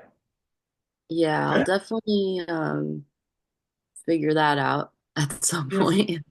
But it's a really good start. So I would keep sort of going in that direction of either like 1 or 3, and just sort of take some of those considerations and improve. Okay, got it. Did you want Awesome. me to do my user flow? I think we're gonna have to cut a little. Yeah, we're gonna have to, unless you can do it here in literally real fast. Just show us one user flow, but we're coming up on 9.5 minutes. Yeah, mine are really simple anyways. Okay. So, these are like my personas up here, and Excellent. then I can kind of just go through like one of them. Sure. Thank you so much. I appreciate that. This is the first one. Alan, his goal is to build like a futuristic smart home. So he would kind of start at the homepage, go into About Us, go into Services, and then click Custom Homes. And maybe he would end at a consultation. I kind of need to revisit these and add to them. Sure. Okay. Well, based off of some of our previous conversations on other user flows that have been shared, I think this is a great realistic user flow for this particular person. One thing, I said is try to avoid like dead ends. So maybe like after consultation, there's a prompt to see more services or something. So there can be like after you have your confirmation of booking the consultation, it can sort of come back and maybe regroup and or make a recommendation to go see like a featured like case study, so they could maybe come back to the portfolio or come back to the services. Does that Okay. make sense? Yeah. Good. Okay. Awesome. Well, thank you. I appreciate it. Thank you for sharing. Yeah, thank you. You betcha. Okay, can I get a volunteer? Or am I gonna have to whoops. I'm gonna have to call on somebody. Anybody? No? Joseph, you ready? Yeah, sure. Okay. Oh, Sam? Sorry. Joseph, do you want to let Sam go? I didn't see her hand Yeah, raised. no problem. Okay, Sam, why don't you go ahead and go? And then Joseph, you be ready. You can go next, okay? All right, thank you. All right, Sam. Okay. Application windows. Is that working? I can see your persona and user flow. Cool. Okay, so I'll just start with that. Great. This is my user flow. I'll just go through one of them. James and Linda care. They stay part-time at each one of their houses, so they need to Hey, make Sam, sure. I'm Yeah. sorry, real quick, to remind us who your client is and zoom in a bit. I'm having a hard time seeing it. Oh, okay. There you go. Perfect. So there, so my it's a management company. Right. So they, depending on whether they're new to the site or returning, they can they can browse through. I'm going to have a benefits button, and then their main priority is having a good tenant in their house. So they Right. could see that information. And then once they're done seeing that information, they could go back and visit other benefits. And then if they're returning, then they can log in and use the portal to view their portal. Excellent. Excellent. Okay. Good job on that. Cool. All right. And then this is my wireframe. Is this, I was having a hard time. Is this correct? Or is they supposed to be more info, or are they supposed to be higher fidelity? Yeah, I'd mentioned, at least for your final submission, this is a great medium fidelity wireframe, but you want to take it to the next level and develop your high fidelity wireframe where it identifies real content, like real buttons, things like that. Oh, okay. So it would identify, but it wouldn't actually be like it wouldn't be this, right? Yeah, I mean, you're bringing in imagery here. The high fidelity wireframe wouldn't have imagery. It would just have, kind of like what I had shared, boxes indicating images or videos. But this So is great, like medium okay, fidelity. But you want to start bringing in kind of real content, but not bringing in images and colors and things like that. It's mainly okay, content and interaction for a high fidelity. okay. Because I just labeled the box and that, but it then boxes need to be labeled through that. Yeah, Okay, you definitely want to label it in there, very similar to those okay, high fidelity that we had shared. okay. All right. Well, Sure. that's what I did so far. That's great. And then Again, great, like on a medium fidelity, great medium fidelity. Just take it to the next level. okay. And then this is my hero section that Yes, we I remember us having uh some good conversations around typography and especially number two, talking about parallaxing and things like that, right? yeah, so that's my I think I'm gonna go with the first. Sorry, I can't move the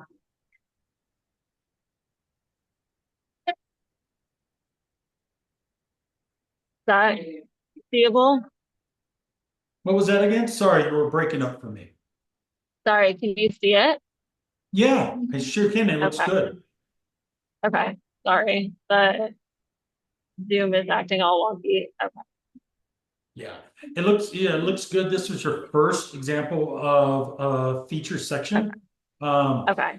which, And then we had some great conversations around kind of the open space and everything.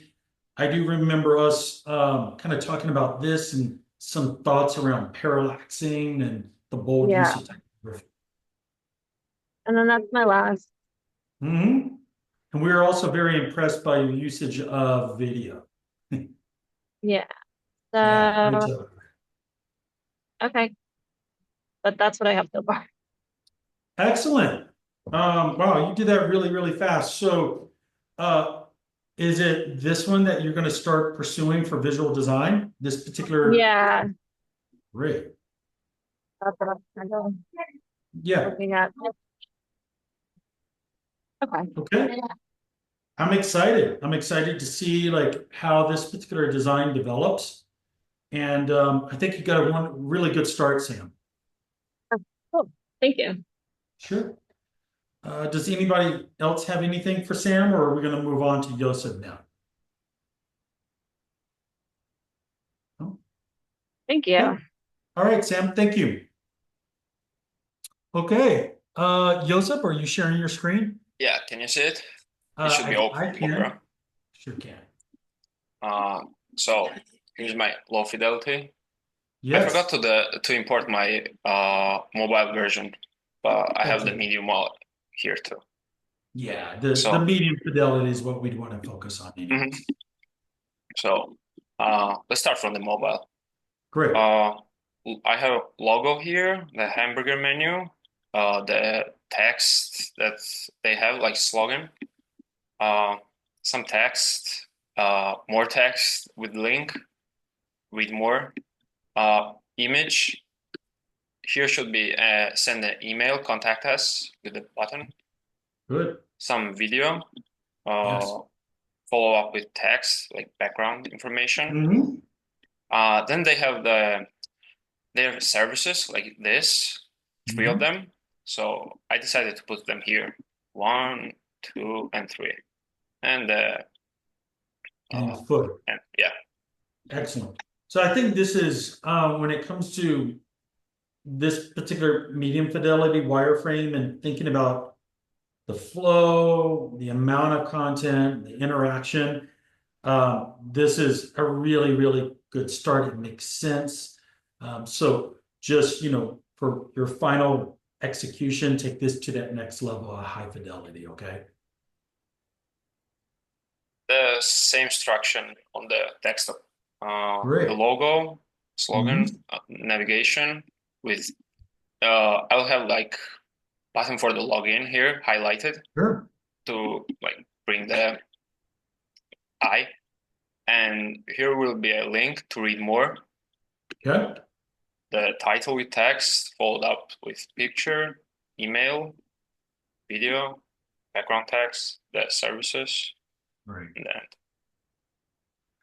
so here's Yeah, it section. makes sense to me. Like, as far as thinking about responsiveness, you definitely have thought about responsiveness very well, where, the desktop has, a much larger blueprint and space, Yep. and then thinking about how it would stack for mobile. I think you've done a good job with that. So, good, really Thank good you. job on this medium fidelity.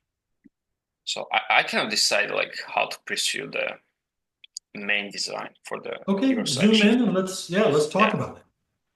So this is very simple. I kind of like this the most probably. The Okay. logo, navigation, their slogan, and information. Absolutely. Okay. And the mobile here, same Right. structure. Gotcha. And Yeah. I try to So highlight the let's- cybersecurity just for the video. Okay. Now, kind of talk me through at least this one, like the differences between mobile and desktop is your headline on desktop is overlapping this gradient background, but on mobile, you've kind of changed sort of the design and thing. What's your thinking behind your reasoning for So that? I try to make like the whole design like same here, like full background. Mm-hmm. But then text becomes like unreadable. I don't want to repeat like making white typography here, and then here. Yeah. So I decided to maybe I'll try to make this section white, Sure. and Okay. instead I will make the typography like contrast with the background and the button too. Gotcha. So yeah, it's definitely achievable. Like you'd have to work with your developer to make sure that that breakpoint does this. There are certain things that you can consider is you don't necessarily need the name of the company so massive. The Juno Technologies is like huge for a mobile. It can be a lot smaller and more compact, and that'll help open up some space a bit more. So those are things to consider. Sure. So this one took me the most time because I was generating the background pictures. Yeah, Like but after I really liked. I'm gravitating a bit more to this. I think there's something a lot more intriguing. But go ahead. So finally, like after 20 pictures, I got something. I put here, lower the opacity to not make the contrast too bright. I want the typography to still remain white and the background picture is white too. Yeah, So, for sure. Okay. but I also made the shapes and filled it up with the gradients, so it's like glowing. Yeah. So the thing I like about this particular approach to this hero section is it feels very technical, and it's funny because I have a new client that's a IT tech company that I'm rebranding and that I'm doing marketing work for. And that's one thing that's also important to them is to come across as an expert in their field, but also come across as approachable. So there's something about this that feels a bit more approachable, with this background than the other one that just has this obscure gradient that I'm not sure really what it means. Yeah. But this approach is solid. Okay. Okay. Here's the mobile version. Yeah. I'm still like developing this. Yeah. Again, I would compact that top portion. You don't need the name of the company so big, and make that half the size. Sure. Up there. Yeah. Good. Here's the third design. Okay, great. I stole this. It was free on the internet. Those like wires behind. Yeah. I didn't make them. Yeah. But I made them colored too. Yeah. Again, like I think I gravitate a bit more to the second one because it has more depth. It feels more sophisticated. It's a little more approachable with this style of background image, and I like the way that it's laid out. So if I was to recommend to pursue any of them, I think the second option is a really good one to pursue. Sure. One question. Should I keep the like this text here or do the thing I did here? I removed the text, but I added the email address, like contact us. So I'm just gonna touch on what Sam dropped into the thread here. Sam said, I feel like what Joseph did for his wireframes is what I'm visualizing what a high fidelity would be, but you're still calling it medium, so I think I'm having a hard time. So can I share real quick, because I want to make sure that I'm clarifying it, because I did explain this a couple of times in our lectures. So let me share real quick, okay, Joseph? I'm going to go back to our wireframe lecture. And I had also shared this in responsiveness. So I'm going to share. So if you go back to the wireframe, remember this screen, everyone? This screen was the easiest one that we spent time on to show the differences between low fidelity, medium fidelity, and high fidelity, in which we spent, I would say, some significant amount of time talking about this. And so the expectation of these differences of levels of wireframing clearly like shows what a low fidelity is, what your kind of medium fidelity, like what you're showing me, what you have between Yosef and also Sam, like you're hitting right there in the middle. You're showing me this, but I had already explained in this lecture and also some other examples, this is just a medium fidelity. What the expectation of a high fidelity that we talked about is getting real content in there. So putting a real headline in here and putting real copy to understand like the amount of copy, and then identifying what this little gray box is over here and saying, is this a video? Is it an image? Right? And then showing me like the button itself. So we kind of talked about this, and remember how I also asked if anybody understands why there's color differences. And I believe there was a couple of people in the class that kind of walked us through why these are actually blue versus gray. So we did spend quite a bit of time around this, and we paused on this. So I feel like that, I understand there's a lot to take in, but we did spend some significant time around identifying what low fidelity, which is sketches, medium fidelity, which are just kind of gray boxes, and then high fidelity, which is real content and interaction. So this is the screen that kind of sums it all up right here. All right, so I'm gonna stop sharing and kind of go back to Joseph. So Joseph, do you understand sort of the differences between the expectations of low, medium, and high fidelity? Yeah, definitely. Like Excellent. if I went high, I would put the colors, text, the image. Yeah, so take for instance your hero section up here. You just have the word text, but yeah, here. right. But what is that? Is that a headline? Mm-hmm. So that's the expectation of the high fidelity, is to get that headline in there and to get that support copy in there. And then like the little button right there, that's the little gray button. What is that button and what does it say? Mm-hmm. But you're not bringing in colors. There's no colors. There's no imagery. Okay. It's content and interaction for high fidelity. Sure. Right. Yeah. For the hero section, I have a question. Yeah, of course.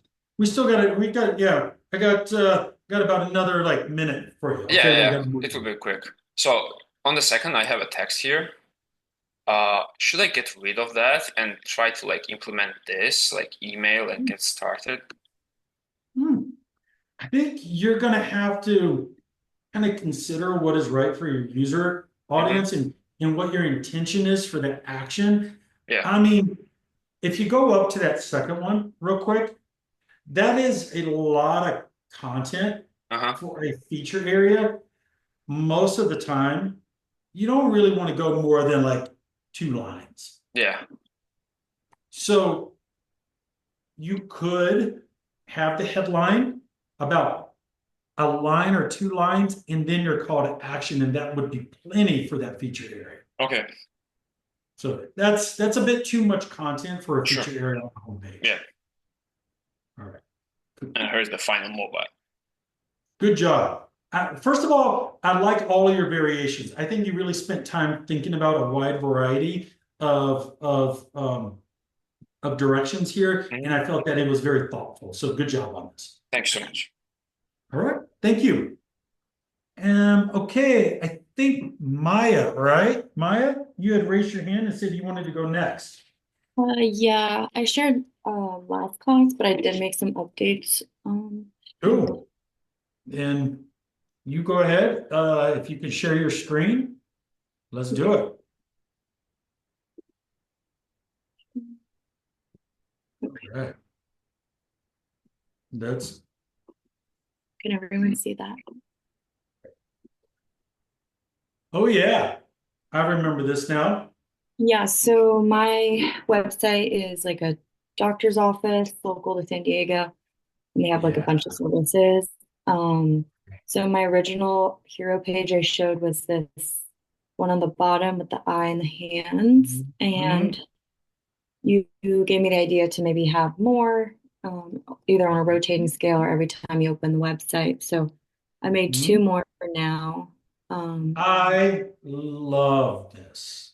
Okay. I really do.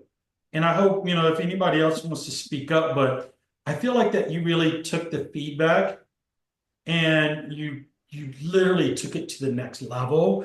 And this is powerful imagery, and you've stayed consistent with sort of this approach with this feature area of this 50-50 grid. And to me, like, this is very emotional.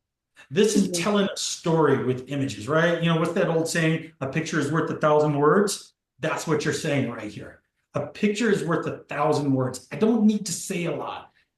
I'm saying a lot with this variation of imagery. And yeah, Joshua, you'd like the second one, but really what she's showing this breadth of like people and the intimacy of the services. What I'm getting here is you're talking about up here in the top. This physician can help you out with optical, but it also can help you out with, childcare. And the next one, also, what you're saying is, I can help you out with prenatal care. And then the final one is also some eye care, but also, like skin care. So you're saying a lot through these photos. And I think that you've done an exceptional job of staying consistent and really creating an emotional connection. Yeah, that was my goal. And then I have some button options. I did add a drop shadow so you can read the trusted care for every generation a little bit better. Yeah, good job on that. Here's like an option with like the opacity at like 50% for that button and a drop shadow. And I did the same for the patient portal. I didn't really like how that worked. So for this like second one, that's more like that has like the opacity with the button, but the patient portal still kind of the same as before. Yeah. I don't know, I'm kind of just testing different. Yeah, I think that's good. I'm going to have some additional thoughts when you start getting into visual design. I don't want to sit here and kind of chew on that or too much, because my mind's already going of like maybe some ideas, but I think overall this is a really powerful feature, like design and approach that says a lot for your client. Cool. Good job. Thank you. I did the wireframe. Now that I saw your explanation of it, I did incorrectly. But I will share it. I kind of did. Sure. Just share. Yeah. Because I added color. Yeah. So again, you kind of go back. Basically, like what you can remove here in this high fidelity, get rid of the photos and get rid of the color. Okay. And then it becomes more of like the real high fidelity wireframe that's expected. Okay. Yeah, that's what I have right here, kind of in the gray Great. stuff, but then I'll add words.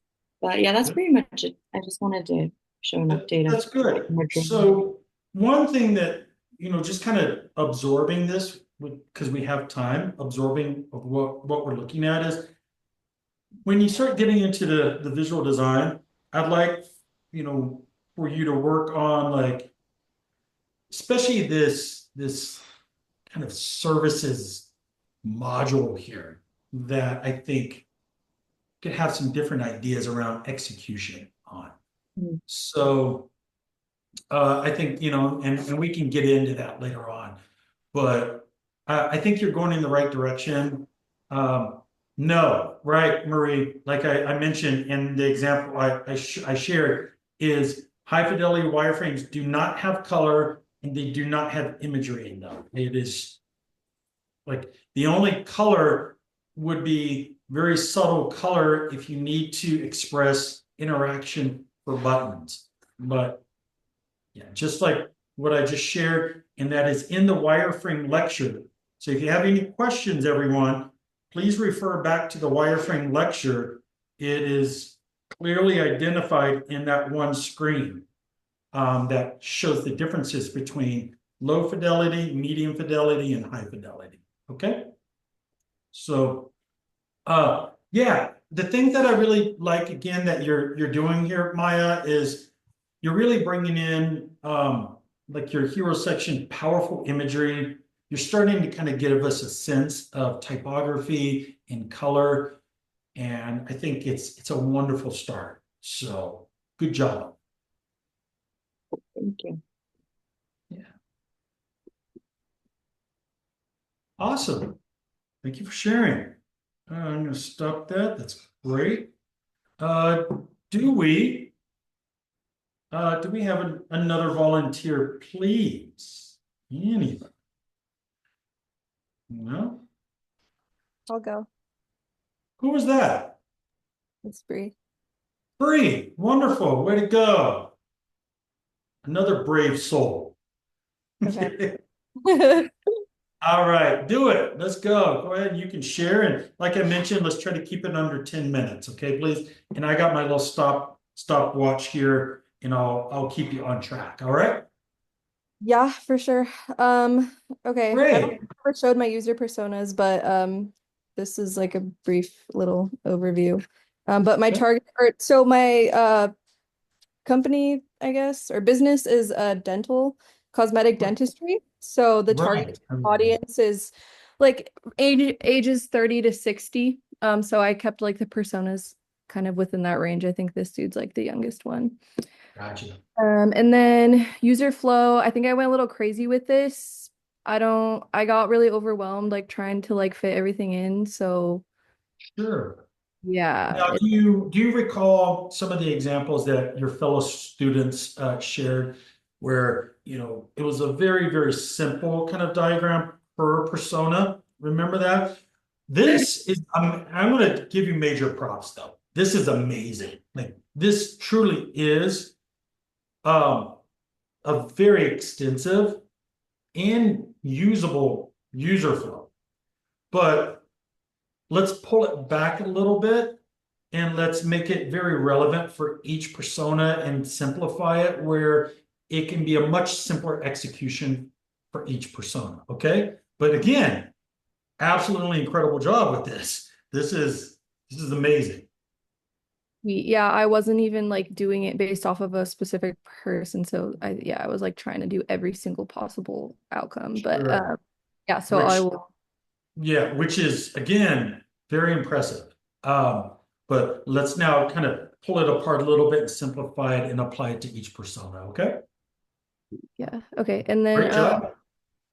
the wireframes, I didn't finish this. I don't know. I feel like I kind of skipped over the It's like a Medium mixture of fidelity. medium Yeah. and Yeah, high. because this is a good example of more of a high fidelity right here, because you got real content in it. Yeah, so this is like low, and then I just kind of Right. like Yeah. over. But yeah, so basically just the hero section, image in the background, and then I was thinking like a little like about us approach type of situation. And then Mhm. services, and then I was imagining like little icons or like illustrations that are clickable, so that will Okay. take you to a different thing. Although I don't know if I could find enough icons to demonstrate each specific. Hey, you know what? You can always go to the website. As a matter of fact, I was just using it for a project. It's called the Noun Project. Okay. Yeah. I mean, well, I have one like in my competitive analysis, like somebody kind of did that just like this, and I liked that. So Yeah. There you those go. are And I'm going to drop that in here. I use the Noun Project all the time to help me out with icons. okay, sweet. Yeah. Yeah, it's And then I cool. wanted to add in like a insurance checker. I just thought that Good. was a cool feature like I saw on some other competitor websites. Good. And then like a little like meet your doctor thing and some testimonials that you could like click through maybe on like a carousel. And Good. So kind of, taking this more of kind of like this high fidelity, what I would like to see is in your call to these CTAs, have real text in there. Like, what would that say? Patient testimonial. The call to action would say, view more, or something like that, right? So it would actually have real text in those buttons for the high fidelity, okay? okay, cool. And then some hero things. I have it on here, but I'm Great. not sure. I did this one just like this would be like somebody that's maybe in the target audience. Yeah, of course. With a beautiful smile, doesn't she? She's Yeah, the that after client. it's a must. And then this I found like this little video of a tooth. Yeah. I just was messing around with that. And this is interesting for sure. Like, it feels a bit more, I would say, yeah, it is cool, right, Janet? It does look cool. The only thing that it could end up portraying that could scare a lot of people is teeth pulling. Yeah, no, definitely. Right? Like, as cool as it looks, I just think that it could give off the wrong message. And I don't think anybody likes their teeth being pulled. I know I've had a couple, and it's not a pleasant experience at all. So I would feel like that first one, or can you show us the second or the third one, please? This one was, I don't think that this is that doable, but I've seen stuff on like Invisalign where they have like a photo and then you can like slide it over and Right. it will show you like what your smile will look like. Before and after kind of interaction. Yeah. But like maybe it could be like actual patients that they've already had instead of like your own smile. But Or you could you could get real funny and show a busted up horse's teeth, and then after somebody would really, just kidding. That's outrageous. Nobody would ever. But no, going back to the first one, I feel like the first one is definitely a lot more appropriate, and it's this is the direction I think a lot of dental offices and like, they would end up kind of leaning into is this person that represents the after, right? The beautiful smile, the healthiness, all that good stuff. So I feel like that this is a lot more appropriate. One thing I would recommend is I would probably just get rid of their logo and just do a simple type treatment, because their logo is so bad and unreadable. Maybe you can just do a real simple type treatment for them. Okay, Bree? Oh, great. Let's see here. Did anybody else have, whoops. Yeah. Okay, we had just a little bit. Yeah, really good start. You could do something similar that Maya had, is maybe you could represent a video or represent a variety of people through, like, one of those rotating carousels, or like every time you come there, you could see a different type of person that represents the wide like target audience that they have. So, there's a couple of things that you could do to sort of represent that, but I think you got a good start. Thank you. Yeah, thank you. Appreciate you sharing. All right. Do we have another volunteer or do I pick?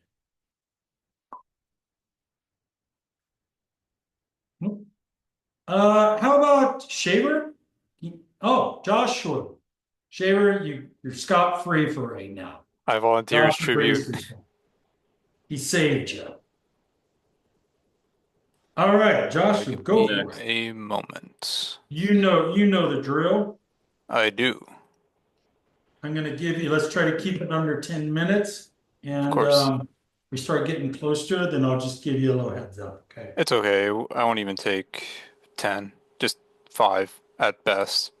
Okay.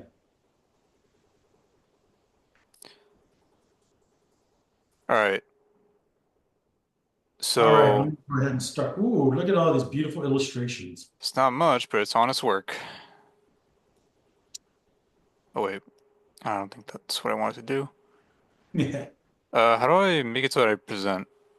Right Oh, here? so no, click that arrow, hit present, not preview. Oh my gosh, I did it and like I had it. There you go. All right. Pez. So Hey. I will be using a different image since this one I just kind of picked it out of the off the internet on Google Oh, that's Images. fun. So there's just one hero section, one hero page, and this is about all I've got. So I decided to do a bit of testing because I'm still getting used to Figma. So I have Botanica up here on the top left, and I have some Yeah. tabs here. Then I have a Yep. hamburger, the caption, like 2 of your favorite hobbies all in one. And this will be the hero page with an animated background with graphic elements or an Right. illustration. And for some reason, the top bar isn't showing up. It might just be the setting whenever it doesn't show, like if you click on that top nav. Probably, But yeah. let's just, yeah, we can just look at it right here. It's just like a little setting I can share with you later on. Yeah. So I wasn't sure if I should just keep it a B to keep it minimal. And then I So have if my you hamburger look here. over at your layers, all of that stuff is outside of your frame.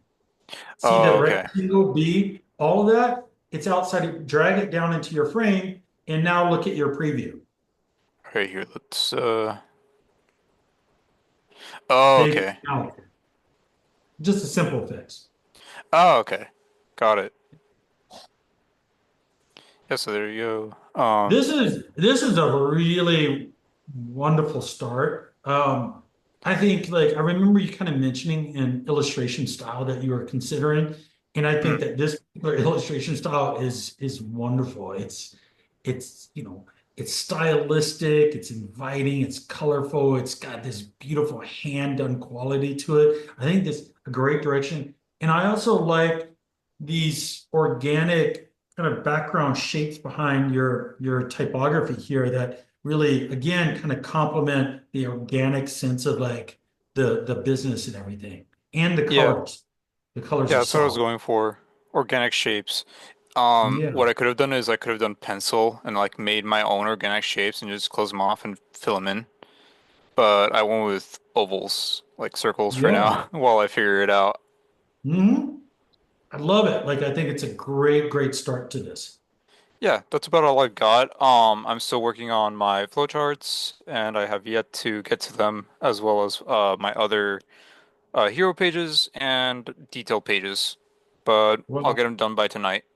yeah, I think I saw a couple of comments pop up in here. Sam said, I like the image. Kristen said, cool imagery. Yeah. Shaver said, I think that was shit. Yeah. I like the typography too. I think you're on a very good start whenever it comes to the this illustration approach and also the typography that you're already introducing and the colors. I think it's a very good start. Thank you.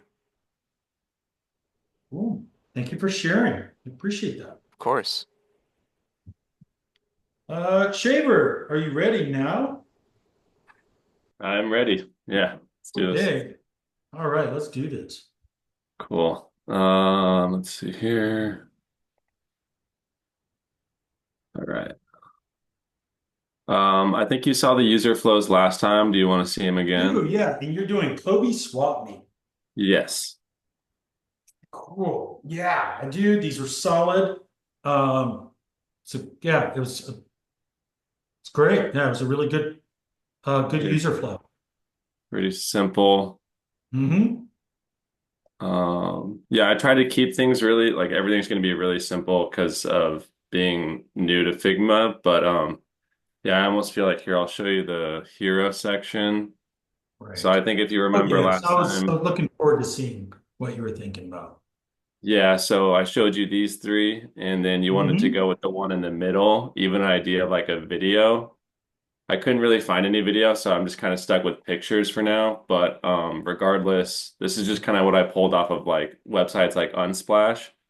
Right. I'm using, so yeah, this is kind of that, the kind of log line or call to action, the Right. very simple, like just kind of right away get people engaged, and then a Yep. more intensive land nav in the corner if they want. And then as you scroll down, it would go farther, but I didn't detail the homepage too much. Yeah. And then Oh, the mobile oh, is, sorry. You keep going. Keep going. I'm interrupting you. oh, sorry. Yeah, the mobile is just crunched. I did that thing that you showed with pictures where you just kind of change the frame instead of resizing it. Yeah, I feel like Mm-hmm. that made the most sense. Yeah, So absolutely. the land nav moves over and then you kind of lose. I just didn't think I didn't want to stuff that log line into the mobile one. Yeah. Well, first of all, I think you took the discussions that we had about, kind of your low fidelity, or your medium fidelity kind of little wireframe that you had showed about these hero sections, and you really extended on it, I think, in a really good way. So, one, I think that this kind of imagery immediately tells me like Kobe Swap Meet. It really does. I could see this being in somebody's tent, Yeah, right? They're yeah, playing their music, right? They got their record album playing some of the samples, and because we have a swap meet up here in Yucca, and this is what I see all the time. I love swap meets. I'm just my yeah. wife, and this is exactly what I would experience at Kobe Swap Meet. So And then great.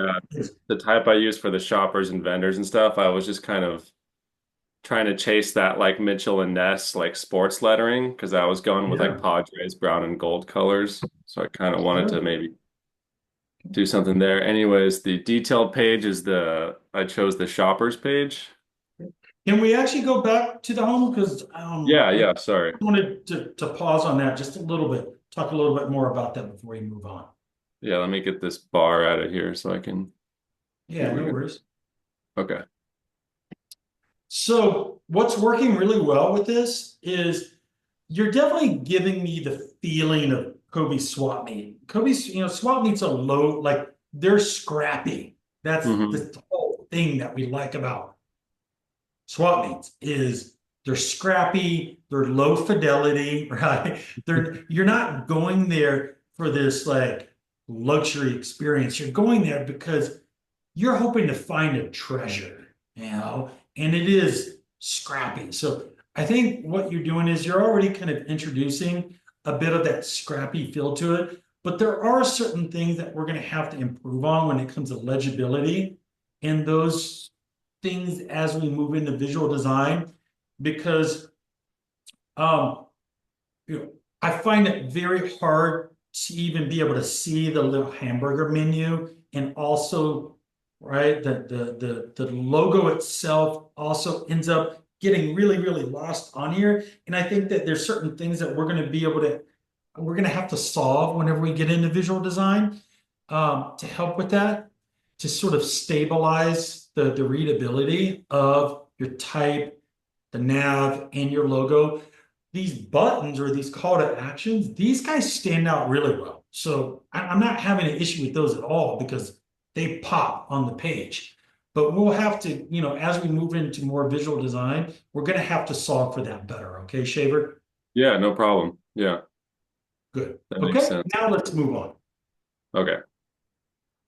Yeah, so the shoppers page, the idea would be that each of these four drop downs, like you'd click and they would take you farther down the page to where the information is at. Yeah. Or you can just buy your ticket right away. Gotcha. Yeah. And then a map up here. I pulled that from their website because I thought that was cool what they did. I Okay. pulled the shop out of on Photoshop just to kind of give it some Right. flavor, I guess. Yep. Some other pictures, and then this is kind of, do you want me to go through? Yeah. These would drop down to their specific answers. Mm-hmm. These are like they do like these punch card things. So Yeah, they do, right? Yeah, I remember that. and the pricing I pulled from their page just for the sake of time, but I could kind of do that in the style that I'm Yeah. trying to do. So Gotcha. And don't they only take cash? yeah, so yeah, one of the tips is Cash bring only. cash. All bills are Yes. best. I would also put that as an important header down there in the pricing. Okay, yeah. Cash Cash only. Cash only. Yeah, Right. cash only. So, okay, cool. Well, one thing again I'm really liking about this is that you're truly giving me an essence of the feel of Kobe swap meet with the imagery and the aesthetic that you're starting to develop a little bit. I think the aesthetic is on point. So good job on that. As we move into visual design, I think we're gonna kind of hone in and continue to sort of make some improvements around color and fonts and things like that and overall page design. But I think at least from my feeling, you're on the right track. Okay, cool. So, anybody else have any more feedback for Shaver? Yeah. Yeah, I like the image. Yeah, the imagery. Yeah, the imagery is really solid. You definitely pulled that out spot on. And then the colors. Yeah, the colors I think are vibrant and yeah, kind of represent the eclectic nature of Kobe Swap Meet. So good All right, job. I don't thank know you. Kobe. Oh, sorry. If I may, just a quick comment. Yes. I don't know much about Kobe Swabi, but it does fit that vibe of like a swap meet. The colors are vibrant. It's very accessible to see the buttons, and it'll be pretty easy to navigate. And yeah, keep going. Looking really good. Yeah, thank you. Yeah, of course. Sorry, guys. Pez is just making a major appearance today. So, all right. Good job. Way to go, Shaver. So, do I have another volunteer, please? Anybody? Dylan. Great. Thank you, Dylan. Appreciate it. Yeah, I'll go. I Yay. don't have high fidelity yet, but I It's do okay. have medium for both the homepage and the detail page Perfect. Share now, what you which is have. great. So I Share what you showed have. the homepage last time, but the detail page, I'm gonna do information on the programs. So this is just gonna be like the title of the page. And then this is going to be for employers because they have two sections. So one's for employers and one's for the employees. So this is going to have information about the program there, and pretty much the same cut and paste here. For employees, it's just going to be the other information, and then you just come down to the footer. There, I do have user personas or user flows now. Please, yeah, share So those. they're pretty simple because I don't feel like people will be spending super like a long amount of time on the website. Um, so yeah, so like this one's he's already gonna know what he's going for, so he's just gonna And like hey, Dylan, I'm sorry. so. Did you tell us who your Oh client? yeah, sorry. Okay, I So thought maybe I missed my it. yeah, I always forget about that part. My company is Kaido. It's about employee wellness. Eh, pretty much improving company environment. Okay, thank you so Yeah, much. Appreciate that very much. very kind of got a braid right now. But HR director is probably going to come in with information already, having found out about it from another area. So Can he's you just going zoom to. in a little bit, Dylan, for Yes, me, I please? can. Thank you. Perfect. Great. Awesome. So he's just gonna go to the program info to choose which one he wants and sign up from there. And then remote worker is just gonna probably have the company sign up for them. So they're gonna have to do the employee side. Small business owner is gonna do a little bit more research. So it needs to make sure that's actually something they want to spend their money on because they have a more limited budget. So they're going to probably, make sure that the company is actually real and legit and works well for others, and before they invest in that. And then this one probably similar to the HR director, is just more wanting to make sure other people know so that they will also participate. Because the personas I can show you again if you want to see them, but let's just pause here real quick. I want you to integrate one of the things I've also kind of mentioned to a couple other students is trying not to create like a dead end. So once this young professional goes from the home, then they click to go to a program information page, and now they're ready to sign up. I want you to think about like, is there a way for them to at least offer after they do a sign up, maybe they can circle back around and see something else. So I want to be able to see that loop integrated in, whether or not they do it or not. I still want to be able to see that type of like loop. Okay, so for all of them, Yeah, just for put all like of a back to somewhere. Yeah. So let's say go up to the top right one where it's only like this person, they're immediately going in to sign up. So this remote worker, their office signed up and they're now signing up for a team to be in Expo, right? So they're just going to the homepage and immediately signing up. But what could you offer after the sign up that possibly could be useful for them after they sign up?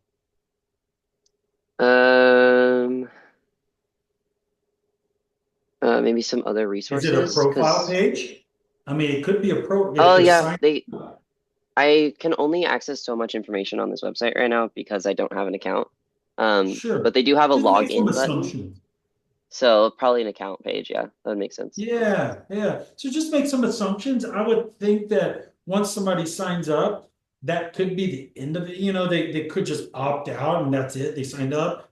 Or they could have the ability to go to their account page or a dashboard, like an Oh account yeah, dashboard. probably a dashboard. Dashboard makes sense. Okay. So consider that. Okay. All right. Good job. And so that's those ones. I have these are nope, that's my wireframes. There we go. Oh, I do have wireframes for the desktop versions as well. Sorry. Yeah. I have desktop versions of the wireframes as well. It's pretty much the same thing. But my heroes, I just kind of fleshed out the two that I had. I didn't like how it just kind of was a line at the bottom. I don't know what it was. Yeah, like it just kind of cut off. So I was like, that's weird. But I liked how this one kind of went down more, so I kind of played off of that.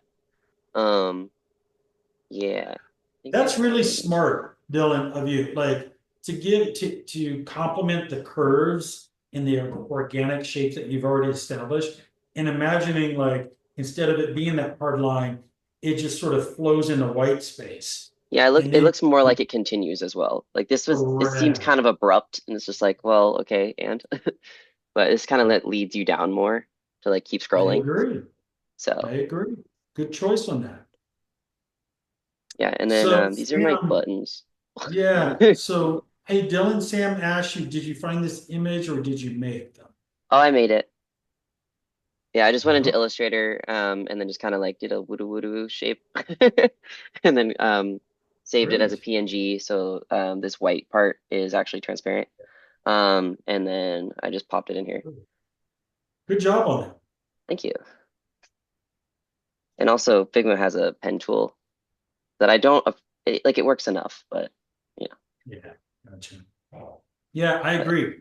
I think this illustrative approach works very well. thank you.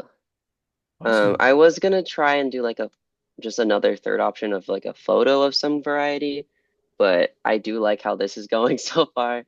Yeah, I do too. Because I don't know what kind of photo I would go for, like, but Well, I think you're on a good start with this. I feel like it's fresh, it's unique, it's expressive and vibrant. I think it also complements like the logo itself and sort of its circular shapes, like you had mentioned. So I think I think this is a really good start. were you leaning towards this one or this one more?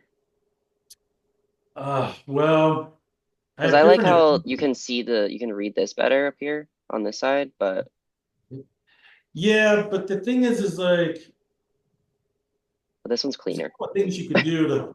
I really enjoy sort of the open space of that Okay, first one, but okay. maybe what you could do is you could tone back some of those like blue mountains in the second Hmm. one and maybe Okay, simplify those a bit, and that could work a little bit better. okay, okay. And one thing I'll that keep I would, fiddling with it.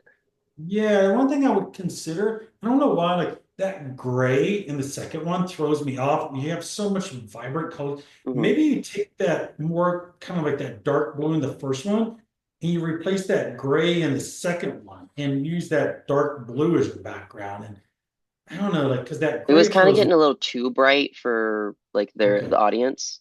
So, because this was originally a lighter gray, so I made it darker so that you can actually see the white text. Right. Because it looked bad with black text or any other color. Yeah, it So just was. so you can just read it.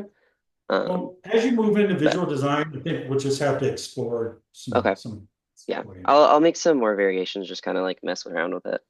That usually Right. works pretty well. Yeah. Is there anything else I was supposed to show, or was that pretty much it?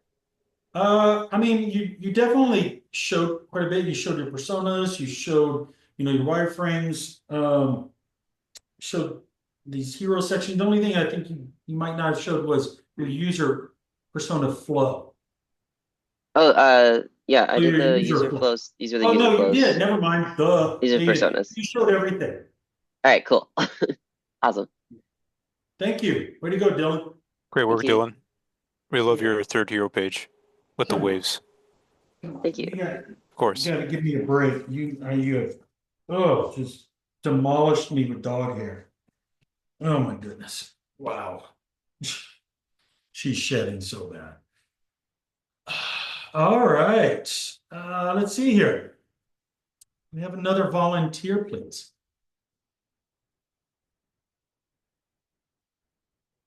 No. How about Kristen? How about you? I can go. Thank you so My much. I computer's appreciate been acting really weird today, so if it. this doesn't work, then I'm sorry. That's okay. Do what you Uh, can, and if you want to share a link, you can also share a link. okay. Um, So while you're getting ready, I just want to say that I think everything that we've seen today, and also on Monday, has just been very impressive, and I'm proud of everybody that has shared their work. And yeah, we're getting there. This is a big assignment. Like this was a really, I get it. Like it was a lot to be able to kind of sink your teeth into. And so, good job, everyone. I think everyone is off to a good start. And, again, try to get what you can done. And yeah. All right, Kristen, let's go. so I did a property management website called Merchant Property Management. Yeah. So here are my hero sections.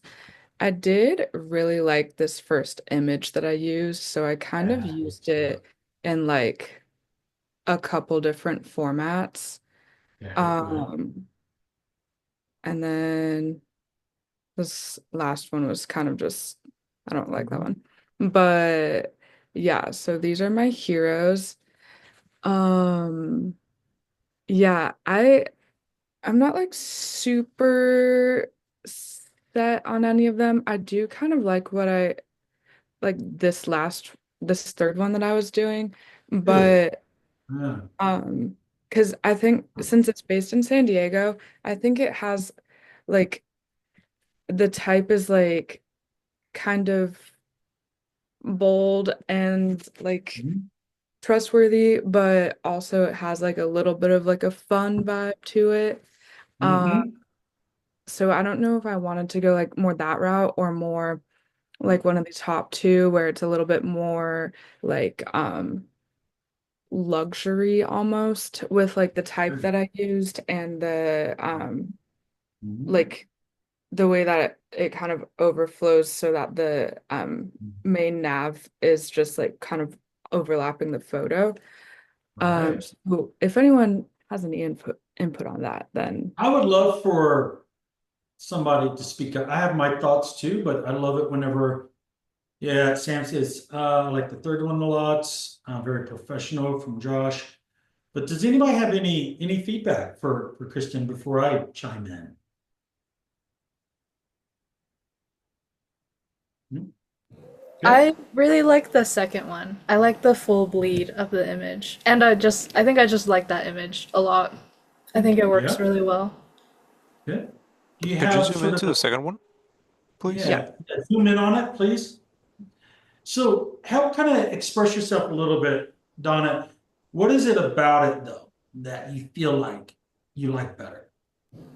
I think it's because it's at an angle and where the messaging is, the sky is. And if you Mhm. work on it a little bit more, or Yeah. even if you use the what's it called? The expand tool in Photoshop, you can make that sky bigger. So then it's Sure. like, do you know what I mean? Yeah, totally. Yeah, absolutely. Yeah. You could play around with putting a gradient filter in behind your text so that it pops more from the image because it is hard to read the white text over the white clouds. Hmm. That's But as also far as color palette and image selection, like that's an A plus. I really like it. thank you. yeah. I agree. Good feedback. Great. So I think those are all really good suggestions for you to consider, Kristen. Now, for myself, when I look at especially one and two, because I think number three just gets a bit busy to me. It's a lot kind of going on and things like that. So I feel like that one and two really sort of like puts the essence of the properties and the feeling of the company just right there. It's like a big, beautiful image that feels very attractive, right? Mhm. Right off. So I think that that communicates it very well. If you could zoom in, please, on one. Yeah. Great. So as far as typography, I mean, I'm not really gonna kind of get into too much of the type because you're going to get into visual design and you can sort of explore this a bit more whenever you get into visual design. I think there's advantages to both of them. This serif right, I mean, the sans serif right here has some really beautiful qualities to the typeface. Option two is also a great thick serif that I think also has some great qualities to it. So I mean, honestly, like kind of go either one. Uh, but there's not a lot of differences between one and two to me. Honestly, really, the biggest difference is the typeface because Yeah. this could just be a rotating feature to me. Like your main navigation is almost the same. Your tenant portal login is that call to action is almost the same. It's just a different color. So really, these feel very, very similar. They just feel like there's slightly different variations that could rotate through. Hmm. Yeah. Because they both work. They both work really well, and you have a good sensibility of layout.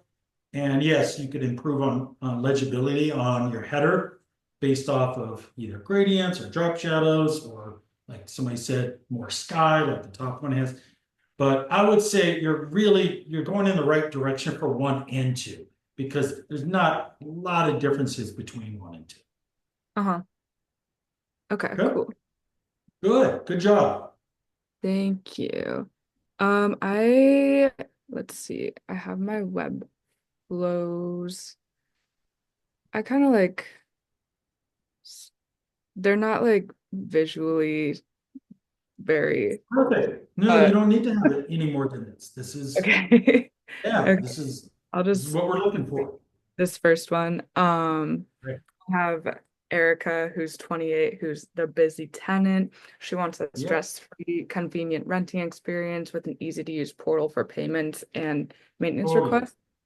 Yeah, so she would probably like start at the homepage, go to the tenants, and then the portal login. And then she would either pay rent or submit a maintenance request. And then if she clicked on the pay rent, she could do pay now or set up auto pay. Mhm. Yeah, so like that would be her. And then Great. if you want to see the other ones, Yeah, there's show us one more. Yeah, for okay. sure. We have the property investor here, John, who's 45. He seeks a professional team that handles everything smoothly and increases property value over time. So he would probably just either go to home and then services, property owners portal, and then like tenant screening or rent management services to Yeah. like look into what they have to offer him. Yeah. Um, yeah, so that's Yeah. my So web. one thing I want to consider before we move on is, that idea of the loop, right? That I've been mentioning, where you can offer up how, once you finish, you kind of go through this series of events and interactions, that you can have the option of being able to come back and sort of loop around to relevant content. Okay? Yeah, So consider that that. that concept, it just like it's hard for me to grasp sometimes when I was like working on these. I think I was overthinking them, but That's okay. yeah, Yeah, for instance, let's look at real quick the busy tenant here. Zoom in on that. So if this is Erica and she's, if she has submitted or paid her rent, let's say paid her rent, right? So she went pay rent, portal login, pay rent. Now she paid it. There could be, thank you, Erica. We appreciate your continued business. Check out the upcoming events that we're going to have, okay. right? And that could take back to some kind of events portal or something, right? Something like that. Okay. So just, and that could be an optional loop. It's just like an optional loop. So we're always trying to think about like how to service our target audience in the best way possible, and to always give them relevant information that they can find useful. So these type of loops help people stay engaged. It also is like a customer service thing, that it's like, I feel like you're being proactive with, right, your relationship with me. It's not just, hey, thanks a lot for the money, Kristen. Appreciate that. Right? It's something to like make yes. benefit you. Yeah. Right. It's not only, yes, we appreciate your business, and here's some additional information that helps like support you as a tenant. You see how that's different customer service than just going, thanks for the money? Yeah. So like if I were to add that kind of thing to that user flow, like after the pay now part, I would do like Or even set up auto pay. It would kind of it would show these arrows that would come together and point to a page maybe of events. Oh, okay. Cool. Sounds good. Thank you. Yeah, that helped a lot. And then, okay, so my wireframes, I don't think I fully got like the whole It's okay. wireframe thing down yet, but Sure. I It's okay. started I actually kind of started with the outline of that third one. So Mhm. yeah, but it can obviously be like changed. Yeah. But this is the start of my like mobile version. So it would be like logo and then the menu. Here, I can zoom in a Yep. little. The menu and then like a little search. And then view. I'm trying to decide if I want my CTA on the like hero part to be view available rental properties or something else. Because since there are a couple target audiences, I don't know which one I want to like fully cater to on the homepage. Like It right. can rotate though, Kristen, or you could have two features. You can have them, you could Oh, have a tenant feature and a renter feature mhm. stacked on both. Okay. Okay. I didn't think of Yeah. that. Thank you. Yeah, you could do something like that. Yeah, I'll have to do that. And then I have just like the tenant portal, owner portal, Yep. and then view available rentals right here. Good.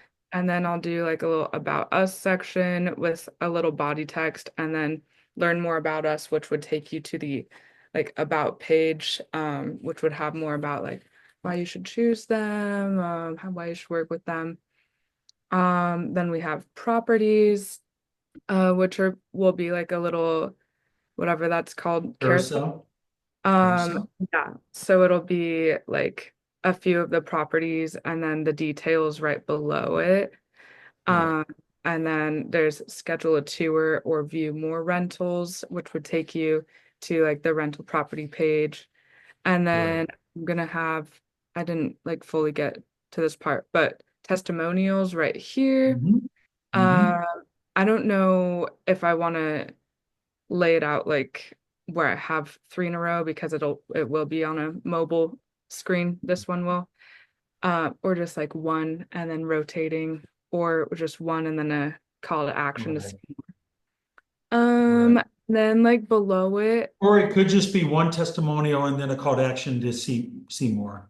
yeah, I think I might do it like that because also it's like above it is kind of the same. I want it to like have a little bit of a visual difference. And then under it, I actually kind of had it going over here. I would probably do like frequently asked questions, which would be like an accordion style kind Yeah. of a movement. Um, Mhm. and that would help with like rental Mhm. qualifications or like maintenance requests and like all that stuff that like people ask. And then just like the footer below it. Yep. So I did kind of do that on the desktop version too. Um, yeah, obviously this is just like the first Right. Just kind of. web. Well, Yeah. Kristen, you did a great job. I think you also heard some of the other feedback from the other students and everything. So I don't think I need to sort of repeat myself. You have a great start, like a really, really solid start. And it's going to be finally up to you what you want to move forward with in visual design. But if you're asking your all of your class here and your professor, we really felt that that 1 and 2 was a great direction to kind of start pursuing for visual design. But overall, you've done a great job. The user flows were solid, very like well executed. So just great job. Okay, Thank you for thank you. sharing. Thank you so much. Yeah. I will All try. right. Okay. Okay, everyone. I didn't need to press that. Hold on. So I'm going to jump back over to Figma real quick. It seems like that and here's the thing. I get it. This assignment was big, big. And none of you have done wireframes before. And wireframes, it's a very complicated process. I completely understand. But I hope that this review today um, helps to sort of clarify what we had previously discussed. Let me just click on that here. this screen here and what we discussed in this lecture and some of the previous ones, what wireframes are about and the differences between what we've talked about. Low fidelity are just real rough sketches. It's like a sketch of a logo. A low fidelity logo is just a little, you're in your sketchbook and you're going, I love a snake right here, and it's in a circle and it's got text going around it and stars, and that's a low fidelity logo right there. Like, it's quick. And then your next step of a medium fidelity logo is to start working in Illustrator to kind of show more of the refinement of the ideas of the logo. And it's not a refined logo. It's more of like kind of these simple shapes. And then your final high fidelity logo would be a really well executed snake with stars and typography and real type going around. Like, you start getting into things that are far more refined, but the colors aren't added to it. And you haven't broken it apart, but it's the same concept that you would do if you were designing a logo to the wireframes. You got sketches, you got simple shapes, and then you got real things that you're starting to visualize. Content, the amount of content. If it's an image versus a video. And then also, if you got call to actions and buttons, what do those buttons say? That's a part of the high fidelity wireframes. And that's what we discussed in that lecture. So I highly encourage everyone, like, if you're struggling with certain things, one, refer to the lectures of the topic, because I know we covered it. And two, reach out to me. Send me a message. Ask me a question. And I will always do my best to be able to answer your questions in a prompt, thorough manner. So I want you to be successful. I don't want you to be frustrated about assignments and things. I want you to be as, stress-free as possible. But I do need for you to speak up if you're questionable and you're frustrated. So all I can say is it's on you to refer to the lectures, and it's on you to reach out and raise your hand. Can't do more than that. Okay, everyone? So what do we do in the situation of like this whole like being really behind just because like I keep putting tons of hours into it, but I'm having to go back. It's not even the lectures, like I'm having to like just learn stuff outside just to like try to create this and like move this forward, that I'm spending so much time like studying and trying to research to turn in something better than like just low grade design, that I'm just like still trying to work on finishing stuff because I don't know. It's just I feel like the communication of assignment progression and all that just maybe it was just because it's a new workload for me. I am like very lost in this class as far as like my time management. Sure. So Joshua, you raised your hand. I'll let you speak to that here real quick before I do. And then class is ended, Yeah, of course. unfortunately. So don't feel like you have to make something like such a really cool design. Like as long as it's like something, it's a lot better than nothing, you know? Like so just turn in what you have. Like turn in something for some points. That's what Sean told me. Just even if Yes. it's not like the best work, it doesn't have to be a Mona Lisa. Just turn in what you got. Well, yeah, Thank you, but like Joshua. I like made stuff and then like the peer review group was like, oh, it doesn't even hit the brand. I'm like, I don't even care about hitting the brand. I'm just trying to like turn something in. So then it like got me Yeah. off this track. I don't know. I guess I'm getting no points for any of this stuff. I don't know if there's like, Just Yeah. because like give it a not even shot. everyone went for presentation today and it was supposed to be a presentation day. Like I just don't really understand the whole like point system and where I'm really sitting with like any of that. Yeah, well, as far as points goes, I had mentioned this, you're starting to get points and actually starting to grade things. I know other professors wait until the whole assignment's done before you even get points. I'm actually trying not to do that, trying to grade things before the end of it. But all I can say is like, don't beat yourself up so much, do what you can. I think Joshua really summed up the overall like approach to the design program is submit what you got when you can, and we can keep building on that. And this entire curriculum has always been based off of positive reinforcement and trying to help students, even though they get overwhelmed or they might not know as much as the other student. The entire curriculum, Candace, Sean, Bradford, myself, have always sort of taken the stance of just submit what you got and we can keep building on that in a positive way. Just make it exist first, then you can pretty it up later. Yeah. So Oh, it exists. It wanna- just, I don't even Yeah. think I get points. It's just kind of, it's like at that level of like, well, I'll turn this in, but like I would give it a 0, but Well, you never know. Again, I understand that things can be overwhelming, but as students and professionals and humans, try not to be so hard on yourself. I think overall, as humans, we all face new challenges in our life, and especially education and our careers, where things are going to push us into uncomfortable areas. And we're going to go, holy shit, I don't know how the hell I'm going to get this done. And that's life in general, and that's in our careers.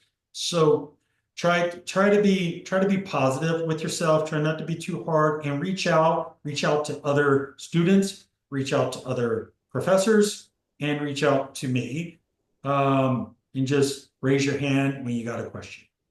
So I'm going to have to go ahead and end that, but again, if you have further questions, email me, and I will always do my best to be able to answer any questions that come across my desk in the best way possible. So thank you, everyone. I appreciate it. Thank you, Professor. All right. Have a good day. Likewise. Thank you.